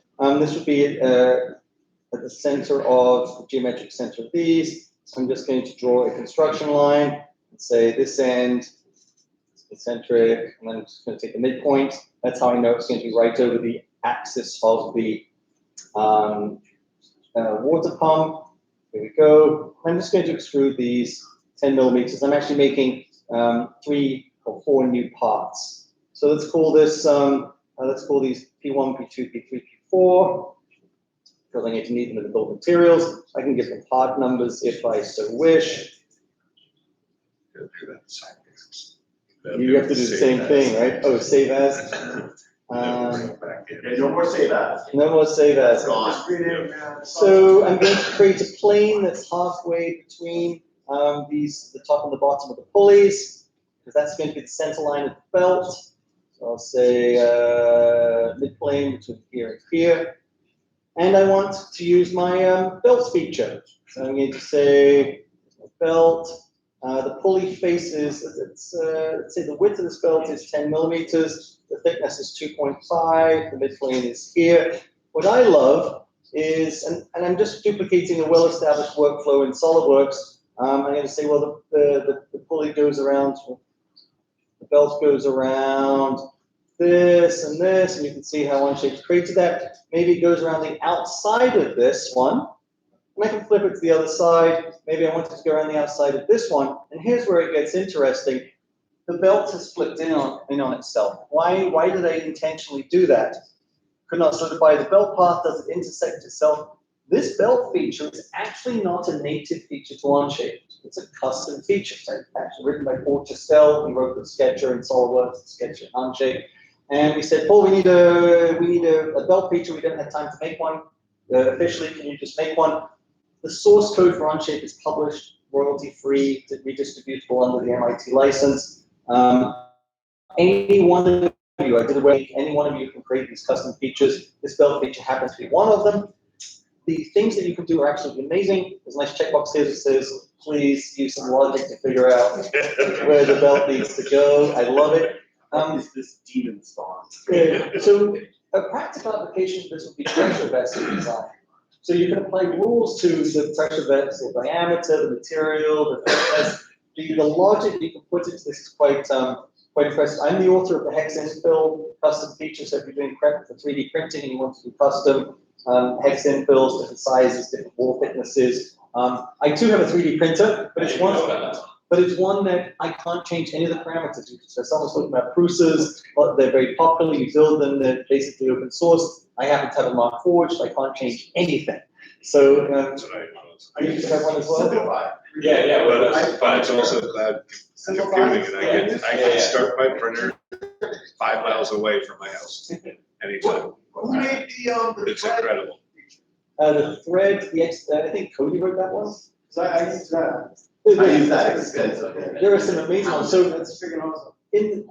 go on the website, look at the webinar I did last week. I listed like my top 10 favorite custom features. There are some incredibly useful ones. I'm actually going to flip this, make this an idler, put the belt on the other side, and let's name this belt. Okay, and there we go. And now I'm going to go back to the assembly. I'm just going to turn the context back on. Go back to the assembly. I'm going to take the 4 pulleys and belt. And this is my in-context design. And of course, everything is associative. If I move the locations of the holes, what actually needs to happen is each of these components has their external reference. And I'm just going to show it to you because I've made no changes. If I wanted to update the context, I would say update the context. I get to choose when the in-context features update. I can also roll back to any older version of it. So Dave, right? So I was just gonna ask, so the custom features you mentioned, are those available to everybody, or do you have to like go download them as part of a Available. add-in kind of thing? They're available to everyone. So you can search the public documents. I wrote the hex infill here. Here's one that is really important to PCBs and wonders why there are 900 components. You know, Gerber, Eagle, Mentor, Cadence, they all suck because the components don't touch the top and the bottom of the PCB, okay? This custom feature will find the bottom faces of every component and extend it to the PCB. There are options to strip off the trace and then merge them together into a single body, okay? You're breaking physics when you do that. I know. You should not be allowed to do that. Should not be allowed to do that. Here's extend surface, here's a welded feature, lets you use any 80/20 or standard, you know. That's like watching TV without conversions. I mean, it's amazing. This one will make entire wing sections with any 4-digit, NACA 4-digit, the National Advisory Council on Aeronautics, everyone wants to buy NACA, it's the precursor to NASA. Radiate surface, right? Splitting core from cavity is nice radiate surface. I'm going to show you the ray tracer. It supports refraction, reflection, and total internal reflection. Great for people setting up optics benches. You can model the performance there. Spur gauge generators, the wire routing routes. These are just ones, you know, a snap hook, a mortise and tenon joint. There are some absolutely amazing custom features, and there are thousands more in the public documents. What is the right way to add a custom feature? What a When great I've done that, like you see thousands of public, Takes a couple times. and I'm just like, whose documents did I just add? So the reason you see all that, the reason there are all the copies of these, because people make a copy for 2 reasons. One is the right reason, one is the wrong reason. That's wrong. The wrong reason is so that I always have it. Right. Because here's the planetary gear. We train people to put a PDF as the first page. All you do is you say click. And it says in this document there's planetary gears and spur gears. Which or both do you want? I want the spur gear generator. You just click on it, it says custom feature spur gear was added to your toolbar. Stop. You're done. It's yours forever. And all of my documents. In your Or just the first account, document. no, in your account, you have In your toolbar. It's always. No, I see my toolbar, but I just don't know if I have the right one. And That's when my the problem. when the author updates this, it says, hey, there's a newer version. Do you want the edit functionality? You can say yes or no, or roll back. The wrong thing to do is to make a copy because you think you want it for yourself. There is a right reason because you want to edit the source code and make it work differently for your own purpose. So I've probably done this stupid thing, made copies. I'm gonna, tonight, I'm just gonna go through all the copies. You don't need them. You don't need them. If you want to see one made live, I'll make one live at the end of this. They're really easy to make. What happens if the custom? And they go through a vetting process. There's zero vetting. All we did in that webpage was curate a number of things. But they can't infect your account, they can't report anything back, they can't delete data, they can't do anything, they can't affect anything above or below that feature in the feature. It is a feature. The features that you see in Onshape are all written in feature script. The language that you would use to create a custom feature are exactly the same tools and language that our developers use to create these. You have 100% control over all features. A common one, there's one called SolidWorks patterns, where someone says to me, why don't your patterns work exactly like SolidWorks? I want to be able to say there's a maximum spacing between two parts, and when I exceed that, just add another one. I say, great.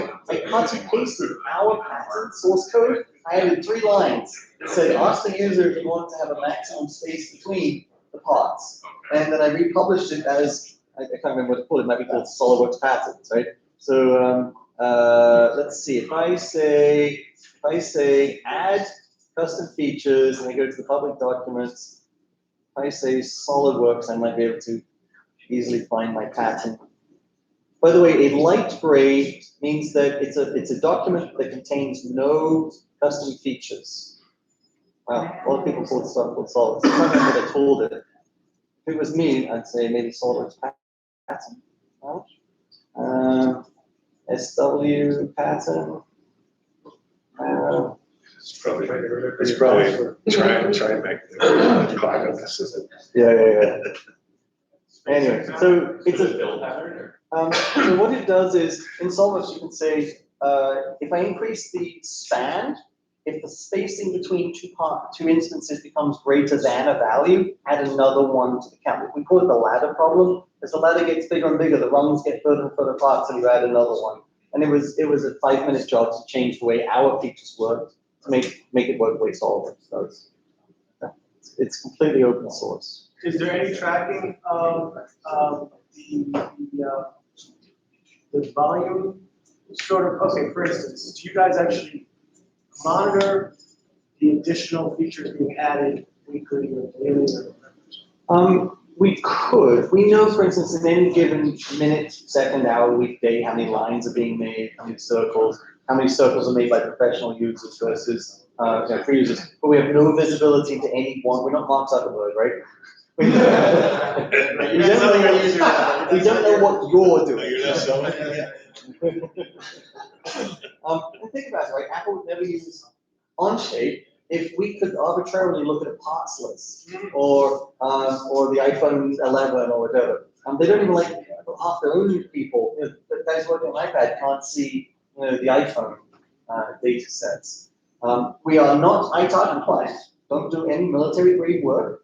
There's nothing inherently insecure about Onshape. We would just have to have a separate building, all US national admins, and be on cloud.gov. We could be there in 2 months if we wanted to. We just don't feel it's worth it for us at this time. So don't do any ITAR work. Onshape is much more secure than any installed software. It's basically, you should do that part and then increase the costs. So let's do, we might just do that. Keep asking the question. Let's talk about some differences between SolidWorks and Onshape. You've already seen the collaboration. Let's just quickly do a piece of sheet metal. And I'm going to introduce several concepts that fall under the category simultaneous. The first one I'm going to show you is simultaneous sheet metal. So let's just quickly build some sheet metal parts. It'll be a wonderful widgety thing. So I'm going to start a sketch, orientate myself normal, hide these planes. If you are professional users, I'm going to remind you, you do not need to trim anything in Onshape. Don't waste your time trimming stuff. All right, so we'll go symmetric, just making a little box. I don't want the entire sketch, I just want this region. Go. Okay. So now I'm going to turn it into a sheet metal part. Make it a sheet metal part. There are 3 basic workflows today. We're going to add some additional workflows in the future. I'm not training you. I'm not going to go through all these options. But the 3 basic workflows are thicken surfaces you've imported from another CAD system. Extrude a sketch, just like in SolidWorks, right? Line, line, arc, line, line, extruded is a bunch of flanges. And of course, convert. Convert just says, take the input body, and just by clicking on this, the first thing that Onshape did was immediately devolve this into 6 faces. I said that Onshape was simultaneous sheet metal. What do I mean by that? I mean that as soon as I start working on a sheet metal part, I have the flat pattern layout, I have all the joints, I have all the edge types. Why on earth did we do this? We did this for 2 reasons. One, how many times in SolidWorks, in sheet metal, have you unfolded, drawn a sketch, and then folded the part back up? We wanted to just completely sidestep that. I'm going to give you, we're live, so I can't really tell you. There's going to be some amazing stuff coming. After we finish doing live, I'll show you some stuff that's coming. It doesn't matter whether you work in the flat or the folded state. So the next thing that happens is, are there any open faces? Yes, I want this to be open. Great. Where are the bends? I'm just going to start joining these back together. This is going to be a bend, this is going to be a bend. Look at the simultaneous flats, right? So I can see in real time, and by the way, if it was impossible to make, like I added, this is a bend, Onshape will tell me, sheet metal model cannot be unfolded. This is, and by the way, I'm not having to. That's huge. That's massive. And I don't have to zoom in to make sure I'm getting one of the 8 edges that I could possibly choose. If you pick anywhere near the rip, we know. Okay, we'll do it for you. Don't worry about it. By the way, if I didn't want this to be the bend, and I didn't want this to be the bend, but I wanted this and this, you can satisfy those people that say, hey, I don't want any welds on the front of the sheet metal part. I'd have probably done it the other end, but there you go. I'm also going to start putting. Do I want to have clearances around this? So I started with a block. I can offset and put different K-factor values. In fact, for the corner reliefs, I'm just going to short circuit this and say, we even acknowledge the difference between cutting this part out with a laser versus punching it. Who's ever used a CNC punch? You guys use punches? If I'm lasering, I can have any radius corner relief I want. If I'm punching it, I have tool and die sets. Right, So you can build up your, I was just about to ask, so you can build up tooling tables or stock tables in this? Not yet. Okay. So let's go ahead and put some. Yeah, so he could do his own custom feature that would allow him to select tools so that it would.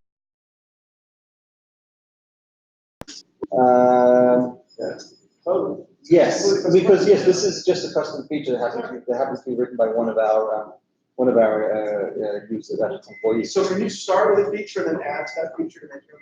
Yes, Yes. that's the whole point about feature script. So if you wanted the chamfer feature to be able to be modified the way you specifically want, you can go ahead and edit. Yep. And of course, at any time, just like in SolidWorks, export the DXF or DWG of the flat pattern. This is all regular stuff. So what's different? The simultaneous is different, right? Sketch on here, fold it up, we'll create let's just quickly create a flange on here just to show you this. Let's go ahead and make a flange, and I'm going to align it. Let's see, align to geometry. I want the flange to be parallel to this edge. I mean, there's just awesome stuff. Try to do that with another package. Yeah. You can. And while I'm working here in the sheet metal, if I want to go ahead and fillet some of these edges, Onshape supports that. It's really not that hard. Now, simultaneous is different. We've also done something very clever. If I had created this in SolidWorks and I sent it to the shop and they wanted to make a manufacturing change, like changing the overlap style of, they have to go back into your design features and make those changes. That's why most machine shops aren't allowed to edit the CAD data, because they'll change the CAD data. In Onshape, you can actually have the guys come down and say, this joint is actually a butt joint, and it will change the overlap direction. Let's go to direction 2, back to direction 1, with the release. So the manufacturing guys can change the radiuses, change the overlaps, without messing with any of your design intent. That's another differentiator. Phil, I want to be clear. It seems like magic, but what's happening here? You remember we said we built this collaboration engine at the core and wrap the CAD system around it. So in some respects, think of that right-hand pane as the manufacturing guy, the sheet metal guy, and the left-hand side being the design. Essentially, we're allowing the person to collaborate with themselves where they're changing the manufacturing view of the world. What interface would you share with them to do that? Would they see basically this screen with the tabs on the side, or would they have like their own custom, oh, you just see the tab with the options to change it kind of thing, or? Today, it's, if you give someone right access, they have this interface, but you train them to say, all your stuff is on the right-hand Yeah, side. no touchy over here, Yeah, okay. exactly. By the way, you can also tell if they touched it over there, and you can revert back to it, because, Phil, show the history for a second. Yeah. I mean, this is the point, everything that's ever been done on this, you know, every single step is there. And do me a favor, I hate to do this to you, but revert back to one of these things. So I need to revert back to when I first, before I even did anything, right? I need to say restore to main. There's the block, and I can just carry on. And now, can you go back forward as well? You can work. But, There you go, okay, cool. What format are you, so you mentioned you guys can export for DWGTXF, what formats do you have available for that? Like, can I go back and if I want to export a 2000 binary, oh, perfect, that's what I need. No, I mean, these are things I deal with all the time. You get a guy who uses TurboCAD on the other end to bring in your DXF and it all goes to hell and he's screaming, why do I have 30 lines on that circuit wall? so how about this? You don't go through any of the work to make the files for him. You share the document as read-only with export. Yep. Let him make his own files. Stop wasting your time. So we had a customer, and it feels exactly right, and the customer, it was brilliant. We were talking to the customer who was working, and you shared something and wanted to get it quoted. And the guy was gonna, you know, he wanted DXF format. The guy goes, you didn't put it in the DXF format. And he's like, well, click on the link that I have there. And this is before we had the ability to just export the DXF. You had to do it for a drawing. And he just sort of did it for the guy real time. And the guy goes, well, send it to me. He goes, no, you haven't. And by the way, you can share something with a link. You can just literally copy and share a link. The person doesn't have to have Onshape. This is an anonymous link. How do they log in? You don't Go need ahead, to. watch They're not, right? They're just- Watch. It's an So he's copying it. He's going to incognito. Anonymous link. Now, the beauty of Onshape is we know that you know, not we, but you know now if somebody shared an anonymous link. They have the ability to do it or not. And you can control that, but if they do, you know that they did it. So now that's your supplier. They don't have Onshape, but they have access to that thing right now. They can edit it there. That's huge. They can also edit? No, it's view only. That's the old. You would, because they don't have to count, right? They don't, right? And otherwise, They you can can sign in. access and whatever. Oh, that's how you do it.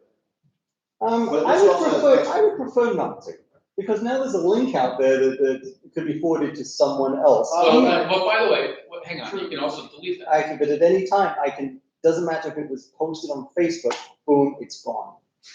No one else can. Just like This is It the- only takes a second. People, this is the whole point. When I said earlier about the atomic unit, when the atomic unit is the database as compared to a file, that allows you to do this because anytime they have to come back to that sort of same core central database, it's removing that access. If you sent the data out there, it's gone. It's a perfect copy that's out there. It's been stolen. You can use it. It's been taken. That is the difference. As opposed to this. As opposed to this, right now, if you want to take this, I'm sorry, Phil. Keep going, John. If you had 3 sheet metal vendors, you wanted to send this out to get quotes. Right now, in any traditional system, the way you would do that, you either dumb down the data, remove some of the confidential information, and send it to them, because you know at the end they have a copy of it. And you award it to vendor A instead of vendor B and C, you say, guys, please delete it. Well, you don't know if they did or not. Vendor A has a copy, and they can go up and do it. And you may show them more detail when they're under contract or whatever else. With Onshape, you can share this thing. Go ahead, bring up sharing. You can share it to 3 different vendors, and you can say, I only want them to be able to view it or view and comment, but they can't do anything else. They can't make a copy or anything else. And now when I send it out to 3 people, A, B, and C, I can award it to B. I delete literally by clicking on X, A and C, and B is the only one that has access to it. And I know that for sure. Or come back and say, fine, you've all made it through to the next round, I'm going to add the ability to export. And they don't have to send them a file again. They literally go back in there and they can export. You're not having to update them because it's a link. They're just going with the same link. Right. Right, okay. And it appears in then my shared with me. They're on. And this is, just so you guys know, this is fully auditable. You know what you did, when, where, and how. So, So related to, sorry, not to drag No, too no, much, Rick, keep so going. like my company, because we're always fighting time, like we're using a lot of companies like Proto Labs and Rapid Sheet Metals, and then we're doing add-ins to SolidWorks. Is there like a path to stuff like that, with just like an integration with Rapid Prototypers or apps like that? so, Yeah, no. I went to the App Store. How And many people are familiar with the App Store? I just took a look, yeah. so, I'm going to go to each of these is a 3D printing service that will give me real-time quotes for my parts in whatever material I want. Yes, and just to be clear on the App Store, again, just to share philosophy, because you can see where we are today. And, you know, if you want to try and punch holes, you punch holes into things, but step back and ask, why did we do it this way? The way, and I know a fair amount about the partner program at SolidWorks because I built it, okay? And we did the best we could at the time, and I think it was a pretty good job. There's, you know, hundreds, 500, 600 partners, or whatever. The problem is that if you as a consumer of using SolidWorks or Autodesk, whatever, you really only can use and be supported by what your local bar kind of has technical expertise for. And so while there might be hundreds there, you know, it kind of is difficult because you may be interested in a certain application, but if your bar doesn't support it, you're kind of in no man's land. And we looked at it, so said, again, rethinking the platform. Hello, these guys have done a pretty good job. And Google sort of saying the world has changed. You know, people want to go and interact directly with the vendor. That's what our customers tell us. And so we built an app store, and you directly can interact with those application vendors via Onshape. So just the you know, this goes back to WWMD versus WWGD. Guys, as someone, I don't know if I'm your typical, you're probably going to do more his generation, my model, but just as a suggestion, I clicked on the App Store and I went through there, and I'm totally looking for manufacturing quotes, and it never jumped out at me that they were manufacturers that were ready to quote straight from Onshape. Yeah, Maybe you should just have a button that says manufacturer. yeah, and some of those guys, It's we've included separate. been talking, I know the guys at Geometry and Proto Labs and all those guys. But listen, it's obvious they're gonna have that. Like, let me just say that, like, it's obvious. When, I can't tell you exactly, but it's obvious. Why? Because we're getting more market share. They're not gonna want to lose out. I've talked Right, all of I've the talked to contract Vicky at Proto manufacturers Labs. want the owner. They're gonna, look, the App Store world, or the application world, I can tell you, is a massive catch-22. The vendors of applications only care about customers. And if you're a vendor like Onshape, how do you get customers? Because you need a full solution, and you get this catch-22. And you do it by marketing cold fusion and get adoption, and that's what's happening. Careful what you put. Let's make some configurations. Yeah. Is that a question? No. Have you ever done anything, because you said you were gonna do the five cylinder radial engine? Yeah. It's bigger than that, but that's the one you want to try for. Have you ever tried to do a decimal head? Actually, I have many, I own a Ducati, so, I have several models of, different grommet valves. What do you do? Let's I'd like like to see some of we can do that. We can show that after. Let's keep going. I mean, not now. If you I'm have saying- questions. I'm not that. Oh, yeah, I'll find it. From your link. Right, let's make, I said I was gonna show you differences. Configuration is another area that, SolidWorks used to drive me nuts. A flange, I'm just going to configure ID, OD, height, and, you know, chamfers or fillets. So within Onshape, I have a part, it's one sketch and one feature. It should be really easy to configure this, right? Let's start to think about the workflow in, SolidWorks. I'm going to configure the part studio. I'm going to say, no rocket science here, small, medium, large, sound reasonable? And I'm going to configure the features, so I'm going to configure anything that's yellow, I can configure. So if I put my cursor over the suppression state, I can configure the suppression state. That's easy enough. By the way, this even works with custom features. And by the way, if I can configure the sketch plane that the sketch is built on. But for now, just to keep things, I'll do the ID and the OD. So for small, it'll be, 50, 100, 200, and the ID will be, 25, 75, 100. And now it's really easy, right? I've got small, medium, right, and large. This isn't rocket science. Everyone good? But now I want to allow the users to enter any height. How do you do that in SolidWorks configurations? You can't, right? So I'm going to create a configuration variable called, right, height, and users are going to be allowed to, the default will be 10. They can do anything from 5 to 50.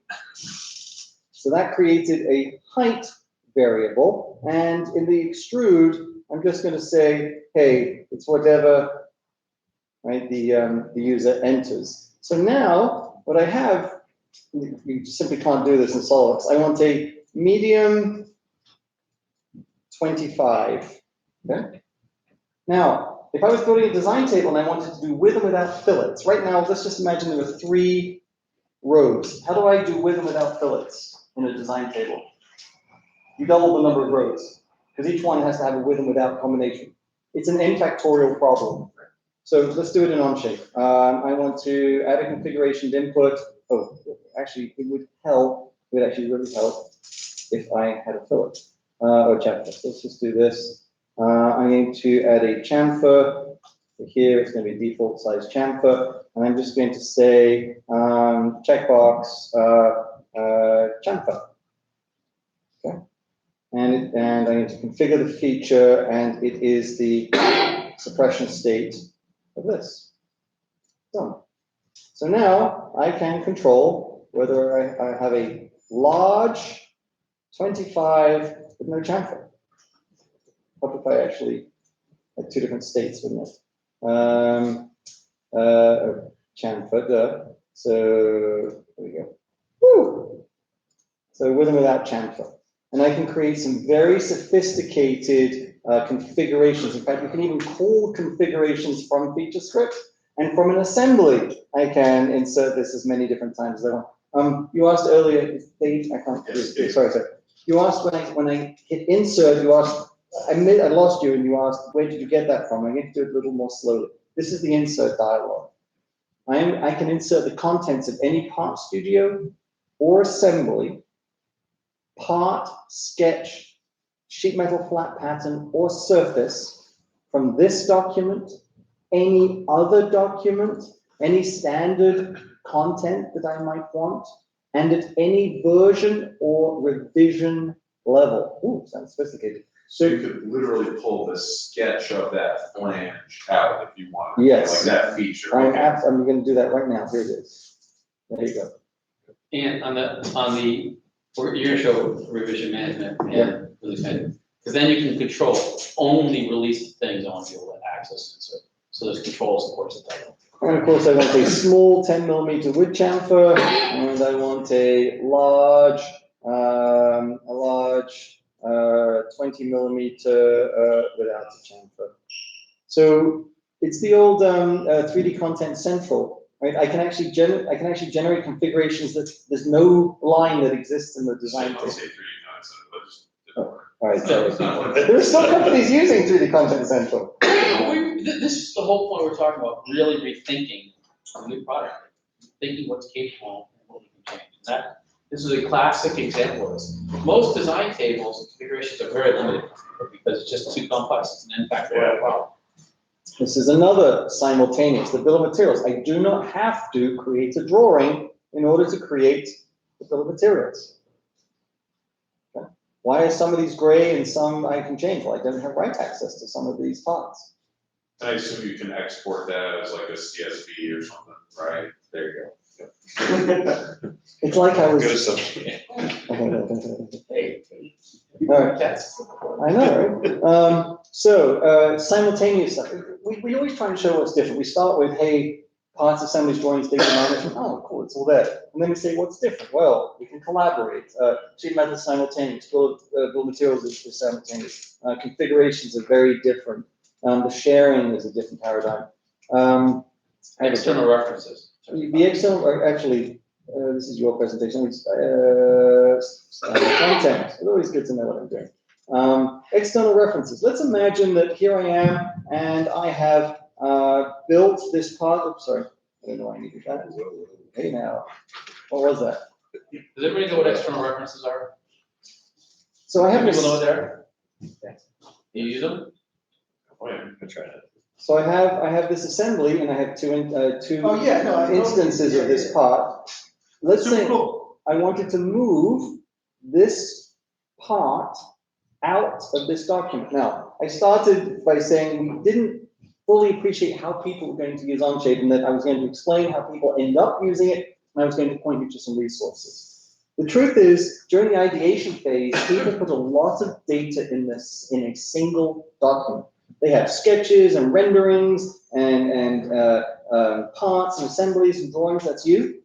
What happens when you want to get a quote for one part, or you want to start revision managing? So you get to Rev Create a 0.9. new document and you reference from that jumble of. So there's an parts you easy, have. you're right, but there's an easier way. When a part reaches the state where it's locked down, and I don't want the assembly to update continuously, just move it out of this document. Move to a document, can be a new document, right? So I'll call it my external part. There's nothing special about this. All that happens is I move it out of this document into its own document.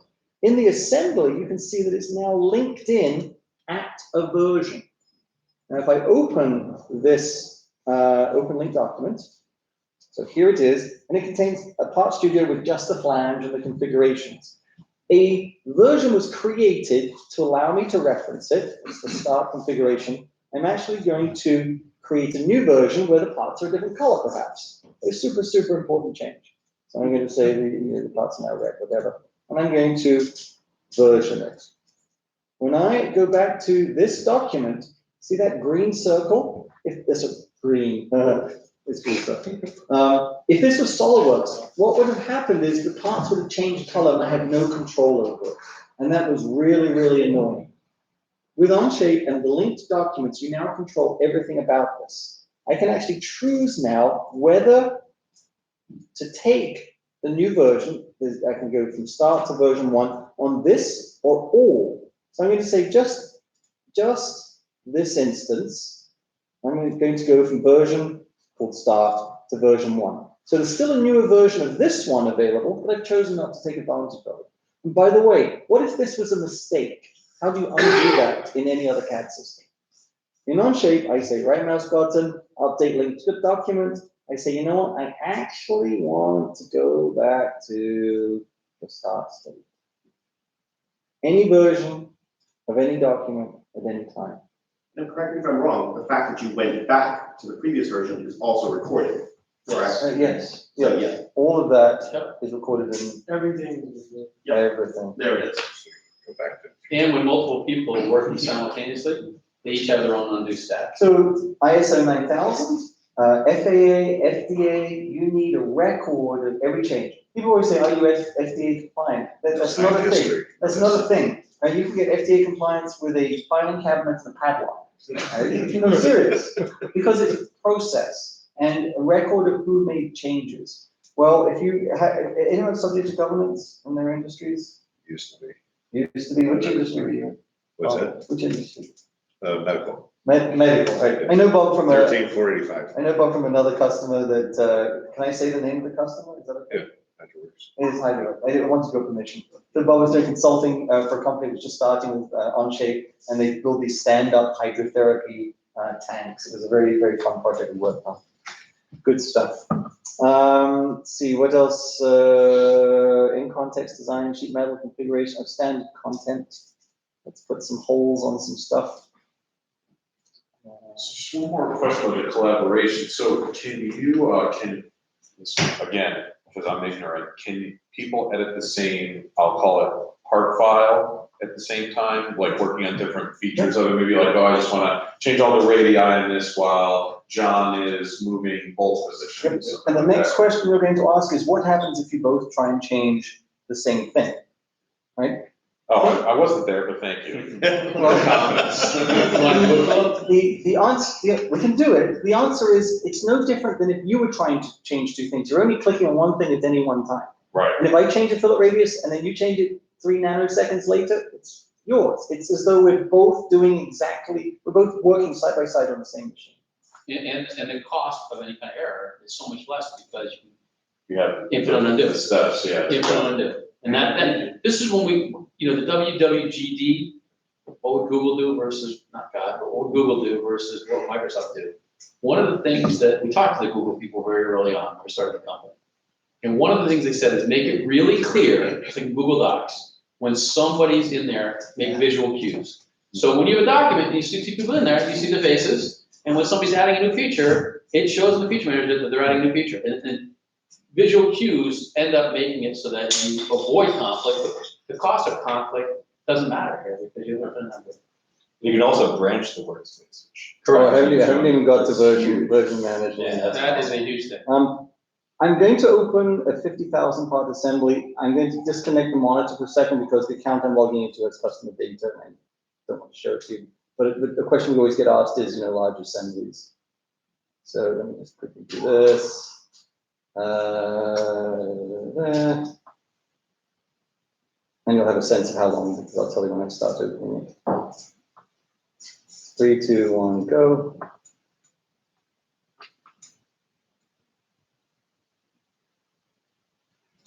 Okay, let's let it do its thing. So what was I going to do? Oh, stand content. So let's quickly go to File Studio, and we'll put some plate. What? So, oh, thank you. Great Afghanistan dinner head again. Did you notice the moment I hit the off button?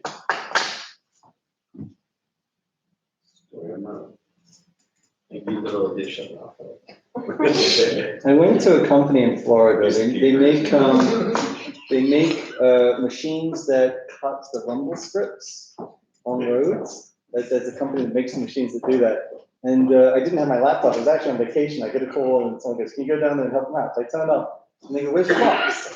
And I said, "Well, I'll use anyone's." And they said, "Well, we're here in the conference room. No one has a computer." The TV was an Android computer. I demoed Onshape on the All right, so let's make whatever this is.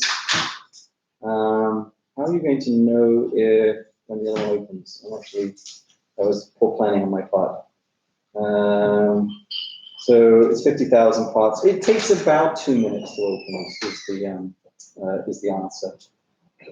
So what's happening in the background when it's opening? So that's actually a reasonable question. We're very open and honest about transparency. If I open a document that I haven't opened in a long time or on this machine, what is happening? On the servers, the features are being pulled out of the database and the parasolid bodies are being regenerated, feature by feature. It's actually regenerating 2,000 or 3,000 unique to 50,000 token. Then it's classifies. And the triangles created are compared to the triangles in my cache.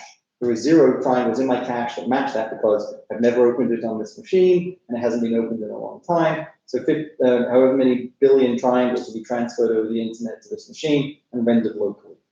The second time I open it, it's like that. Because the triangles are in cache. There's no IP on this machine.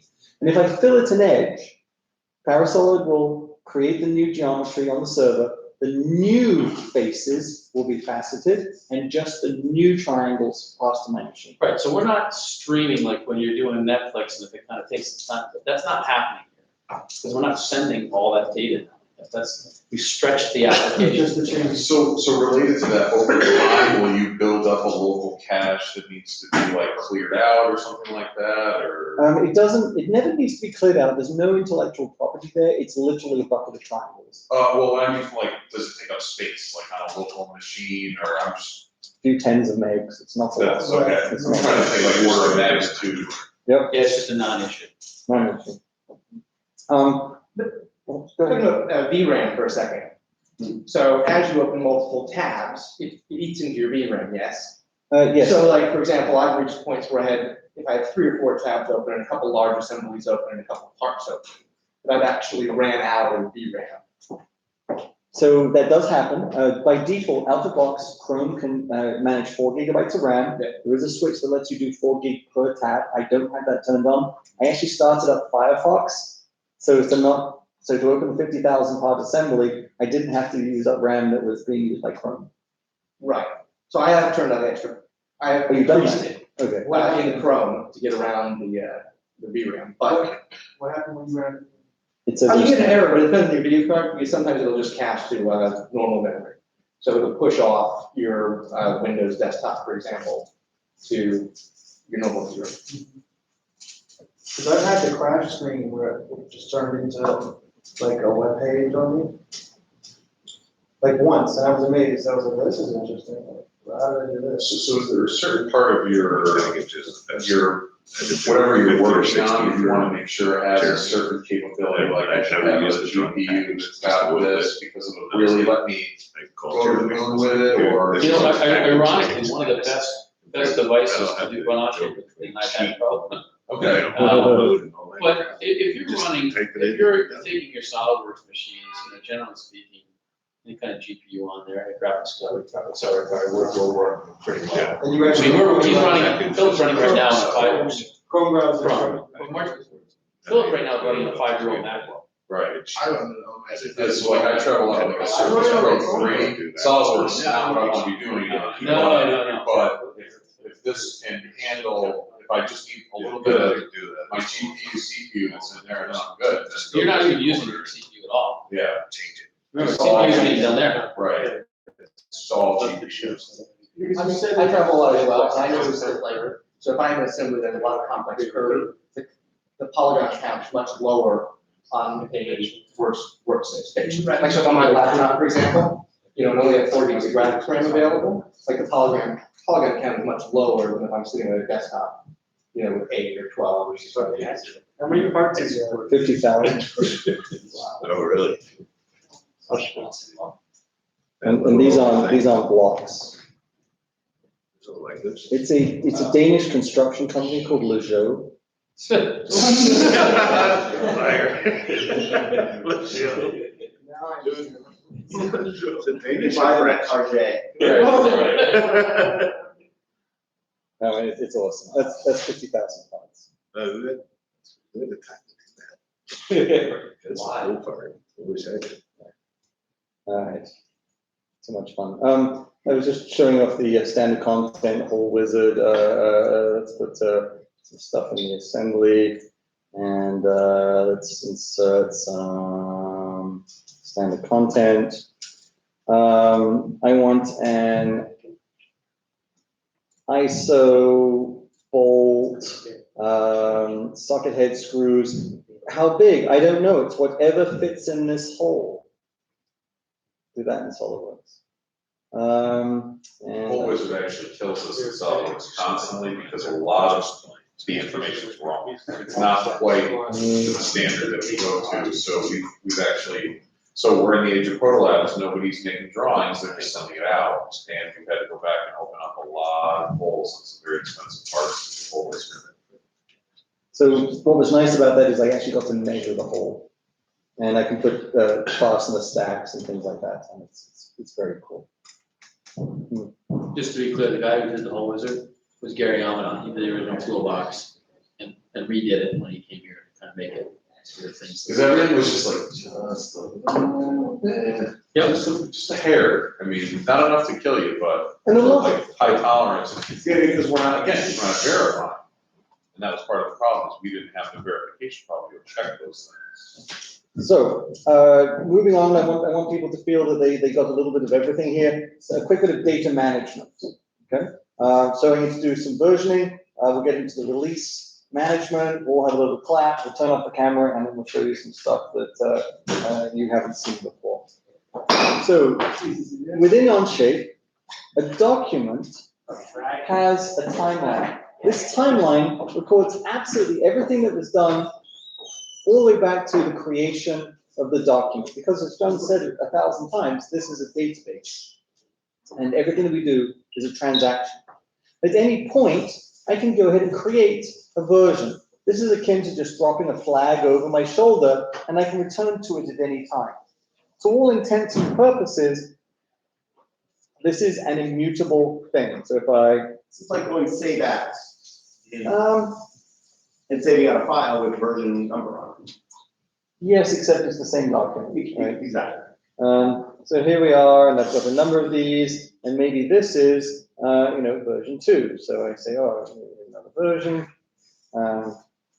added, spell with 2 Ds, more flanges, whatever. Now, what's the difference between, let's do some geometric changes as well. Let's imagine that I moved one of these holes very, very slightly. So, there we go. What is the difference between where I am now and the way this is at version 2? Well, let's do a compare. Have you ever wondered what someone changed? I mean, yes, I have the record of the transaction that edited the sketch, but what exactly did they change? So a couple of things have changed. The assembly's changed because I added more components, and this Path Studio has changed. Well, here's where we are now. Here's where it was at the previous version. Does that help? I do screenshot videos of this all the time for clients, for them to see kind of where they're at and where they're at now, because they can't see that sort of thing from just a digital file. Exactly. And not only is, version menu. so this is the compare. It's in the version menu. So you go to the way it works is you go to the version manager, and you can compare any 2 versions. If I said I want to compare version 1 to version 2, all you have to do is be in one, you go to the other and say compare. That's all you have to do. Right? And it's a geometric compare and a semantic compare. So if so let's say someone had edited and extrude, you can actually look at the values in one version versus another. You can see exactly what someone changed. So let's go back here. So now we've got these. I'm not gonna confess that too. Well, you can find out who it is, right? Yep. And then you can say, who did this? Oh, Philip did it, 7:41 p.m. today, type of thing. After 3 ones. After 3 ones. It's actually really good wine. Certainly is. So, what else can we do? So this is a very linear timeline. This has nothing to do with revision management. These are just ideas that we're working on. From any point in time, I could go ahead and create a branch. A branch is a separate workspace. Let's call this Dave's. This is a space for Dave to try many different ideas on. In fact, he's nothing special about him.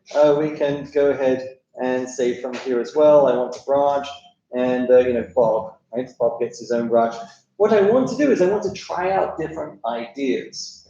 I've been doing this type of demo for going on nearly 5 years now, and I've seen a lot of documents, and I've found that people use branching and merging in 2 very interesting ways, and I'll show you. I'm going to show you how it works, and I'm going to show you how people use it in practice. So on Bob's branch, which is where we are, he might decide that he really, really, really wants to fill it. By the way, SolidWorks uses left to right is the blue box, right to left is the yellow box. Just happens to be exactly the same in Onshape. Okay, so I'm going to say take those edges. They've got the countersink, so I'm not going to do that. I'm just going to pick these 4 edges and just drag the radius. So this is Bob's contribution to world peace, and Dave's contribution might be let's just show this. There we go. Okay, so now I go back to main. If I was using Confusion 360, people always ask me, I have to choose, it's a branch and replace. And any other CAD systems try to do this, it's branch and replace. So in Onshape, that's not the case. I'm in main, I'm going to edit the appearance, I'm going to change the color, what else? I'm going to change the hole, it's now, not an M8, it's an M10, M20, there we go. But if I look at and compare to what Bob and Dave have done, I might like the work that they've done. I don't want to go back to an M8, so how do I do it?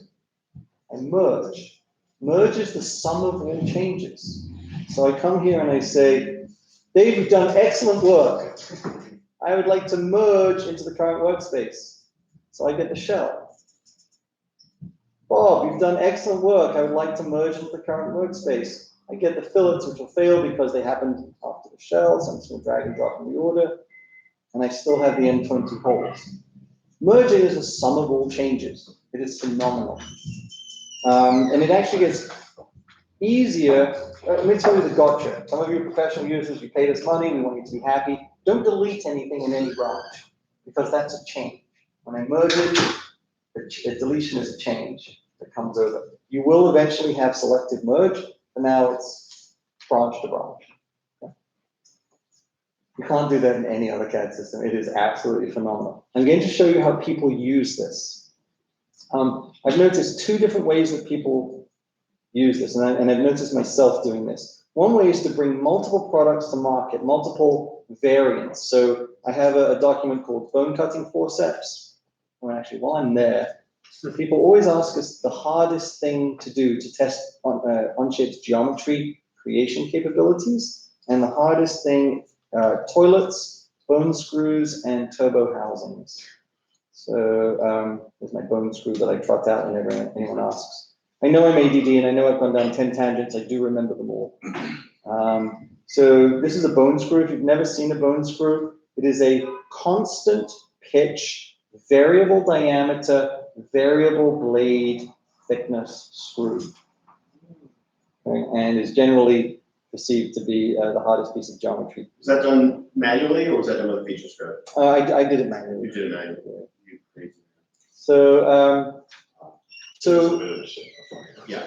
it's just a set of bone cutting forceps. There's nothing special about it. But the version manager shows one of the two ways that people tend to use this. So I branched from a common root, and then I made various changes for the different markets. One for the US market, subject to FDA governance. One for European market under the Medical Devices Directive. And there are subtle changes. Like in Europe, you can't have any crosshead screws because biological material collects at any inside radius.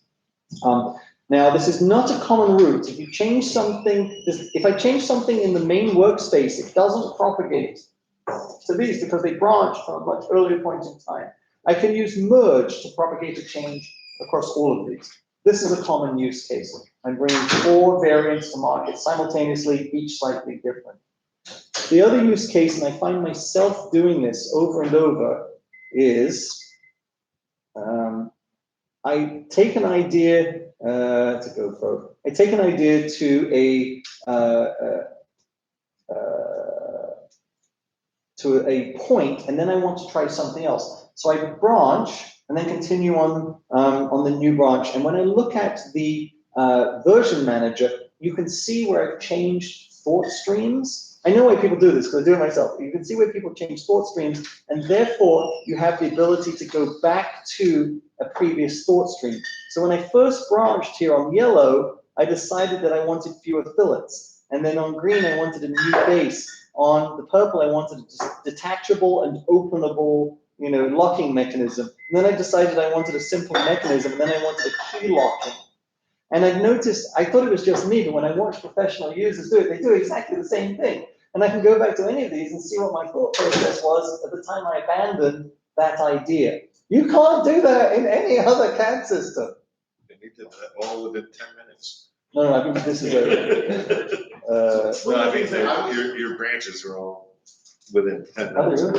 One of the things that I was told ADD for design versions was just duplicating a part studio. And I forget about the versioning for a second, I was still using that, but I would have a part studio of design A. And and then I would make it, with another copy of the part studio of design B. Right. Is that something that's not recommended, or is it better to do it with the version? I'm okay with that, but you're versioning everything, and so you're creating versions of the alternate designs as well. There's nothing wrong with that, as long as it's a system that you understand. So I'm going to go back 10 tangents, and I said I explained why over time people moved stuff out of documents, and I said I was going to show you a reference that enabled you to leverage this. The resource is the Learning Center, and there's a button there, right there in the Onshape document. This is phenomenal. So as professional users, you have access to a lot of the instructor-led stuff. If you want to sign up for a class, here's a hint, call your salesperson. I'm sure you won't pay full price for it. If you're a free user, there are a bunch of free self-paced courses. I'm going to encourage all of you to take a look at the technical briefings. These are very, very technical. Did Dave leave like in discussed, or was he okay? Okay. There are best practices for managing custom libraries, advanced mating techniques, exploded views, company organization, branching to control part visibility. All of you going, oh yeah, I want that. Oh yeah, I want that. These are documents that explain how to do that. A document I'm going to point you to is one that describes the product structure and organizational tips. It is a very good document that walks you through the logic behind why you would want to choose one strategy over another. Do you need one part, one assembly, or one drawing per document, or are you going to put all project data in one document? And how do I organize things like reorganizing the order of the tabs, as well as reorganizing the product structure into folders, reordering things in the assembly, rearranging the assembly structure, the creation of sub-assemblies and so on. There are some very sophisticated discussions, right? For much deeper treatise on standard parts and managing custom libraries, check these out. But here's a very, very interesting sentence. Throughout the design process, it is likely that a number of the following will be true. And then it goes on, and you're going to nod and say, yes, these are design considerations. So here's a paragraph. You may have a number of parts or sub-assemblies that you want to iterate on quickly early on in the conceptual stage, and therefore want them in the same document so that changes propagate automatically. Later, as the design moves closer to production, you may want greater control and update only on newer versions of revisions. This is my segue to release management. In this scenario, again, the action is the ability to move tabs out of the document. This tech paper is exceptional. It's written by one of our top people. And so that was my segue to release management. So let's talk a little bit about that. What was the name of it? The name of that tech paper is Product Structure Organization Technique. All right. I have got so used to Onshape, I'm doing things I would never do in SolidWorks. Like I have 50 data sets open. I'm just going to close a whole bunch of these. Let's do it on this one. Right. So versioning happens at the document level. A version is a state of the entire document. How on earth do I do release management? Release management is made up of a couple of things. I told you earlier today that an Onshape document is a collection of objects. I have the document, which has a name and description. There are elements, that's these tabs at the bottom. People call them tabs, but internally we call them elements to differentiate between the tabs at the top of the screen. So if you ever read something I've written and I'm referring to elements, I mean the things at the bottom of the screen. And an element is a part studio, and it has a name and description and titles and stuff like that. But inside that part studio, there could be multiple parts. The parts have different part numbers, descriptions, and so on. And you can do everything manually that relates to release management. You can change the state from in progress to release. You can change the revision. What users asked for was the ability to create a release management workflow. So you can do it manually, or you can use a couple of the built-in workflows. It's most akin to EPDM, but there's a significant difference. So these workflows, yes, I got it, I understand this. There's one for releasing, there's one for obsolescence. These are two out-of-box, they are customizable. In the future, you'll be able to create your own from scratch and have as many as you want. Today, it's just these two. Additionally, you have revision schemes. Most companies will have either an alpha or a numeric. The alpha skips I, O, Q, S, Z, X, and Z. You will, of course, will add more options to customize that further because people want A.1, A.2, A.3, A.4, A.9, B.0, .1, .2. We get all that. People are coming. And then we were within days of releasing this, and we're showing it to people, and they said, "Great, I need automatic part number generation." We smiled to ourselves, because if we were SolidWorks, we knew it'd be like 14 months before we could do that. We did this in about 8 days, and there's a part numbering convention for parts, assemblies, drawings, and blob elements. A blob element is anything that contains anything we don't know what it is. So you upload material specifications or the results of an FEA analysis. We don't know what they are, we just call them a blob. So who can release objects? I can block the release if the part studio is in a rollback state, or if there are errors in the assembly. You decide how draconian you want to be. Must I have a reviewer? Must I have an observer? Must there be release notes? This is just like configuring EPDM, and resellers make a lot of money doing that. You get to control all of that. I have to tell you, when I said, as you're doing this stuff, when I started this thing saying, feels like deja vu all over. When we started Onshape, 6 of us were in one of our venture investors conference rooms. We said we need an email system, a calendar system, and so we did the G Suite, and literally Dave Corcoran in 5 minutes did exactly that on the configurations page. Hit, save changes, and all of us have access to email calendaring and stuff like that in 5 minutes. It's, as compared to setting up servers, getting license codes, SQL, it's crazy. And that's what you're getting here. And you'll fill it back to the lodge, and we'll show you the enterprise stuff we have. So we have to get out of here in half an hour. So I think that we should start talking about release management. Maybe while you switch over and I turn off the live stream. Well, you're doing release management now. Right, release management. Okay, I got it. Everyone's telling me, everyone's still talking.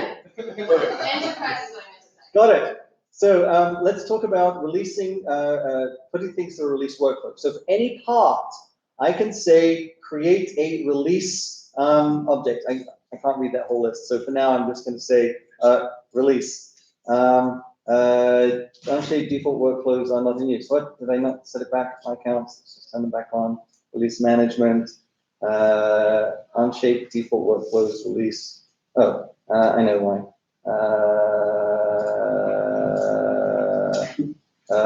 I just have to reopen the document because I made a change to EPDM basically.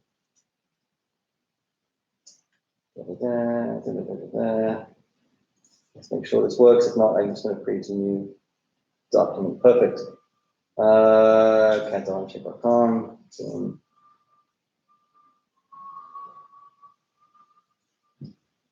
Boom. Let's take a part. I'm going to start with a part and then show you how it propagates up to an assembly. Here's the part. I'm going to go ahead and create a release. So this part will go to revision A. It's currently in progress, and it needs a part number. It must have a part number. I can type in any number that matches the format, or I can just tell Onshape to give me the next one. This is part 249. I must have a release name. Awesome plate. Give it some notes. The approvers, I'm going to assign myself as an approver. I'm a very good guy. And we're working with a company that has a 2-stage ECO process. It's engineering change request, and then an engineering change order. And the observer is the person that's going to do the work once the engineering change request is approved, right? Because you approve the request, and then you make the change, and then you approve the change. It's just how it works. Okay. So, and it's going to go to Rev A, and I'm going to submit this. So what's actually happened is I'm going to get a notification saying that this, there it is, release awesome plate submitted for your approval, which is kind of nice because I can do approvals on my iPhone and stuff. And in the version manager, we've overloaded it. That just means adding new capabilities, nothing bad. We've overloaded it with this idea of a release candidate. So in the same way as a workspace is an open circle, a release candidate is an open circle. And it's an appending state. I can come here and I can click on it and look at it. Why would I have to click on here to look at it? Because the geometry in the workspace might have changed. This is a fundamental difference between EPDM and Onshape. It's not locked. You're free to continue making changes. The state that the geometry was in when I submitted the release request is stored here in this version. I can look at it, I can measure it, I can do the compare, and if I look at the release, I can read the notes and I go, great, I want to change this to release. I have options. I can discard the change, which means it just goes back into a pending state. I can reject the package in its entirety. If I'm a nice guy, I'm going to go ahead and release it. In fact, what's actually happened, I get a notification that it's gone to a release state, and the version manager has now filled this in, and it's released. The thing that freaks people out is they come here, they come to the workspace, I'm telling you so that you'll start using this, they go, well, why doesn't it tell me that it's released? Because it's not released here. This is the workspace. This is where you make changes, fundamental difference. If I want to know about this, I can look at the revision history of this part. And it says, hey, this was released to revision A at a particular version by Philip, view the release, blah, blah, blah. Let's go to the assembly. This is from the workspace. What if I wanted instead to show me released versions? This part is actually part 249. It says revision A. I'm going to put it here. This part is at a revision. See all these blue circles? Are you sick and tired of blue circles everywhere because a version of the document changed? If you use revisions, the blue circle problem goes away. You are only notified of newer revisions. You are only notified of newer revisions. I'm not going to train you. You mean newer releases? New releases. So if we use releases, we don't get blue circles. Yes, because it doesn't matter. It doesn't matter. It's release, it's, Exactly. that's it. Okay. Exactly. I'm going to stop because we have There's to leave. webinars on this. There's webinars on the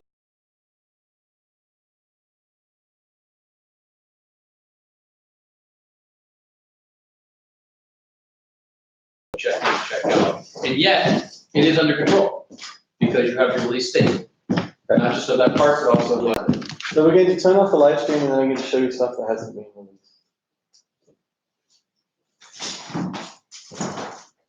We collectively promise not to speak. Don't put it on You are now sworn to secrecy, and now I'm ending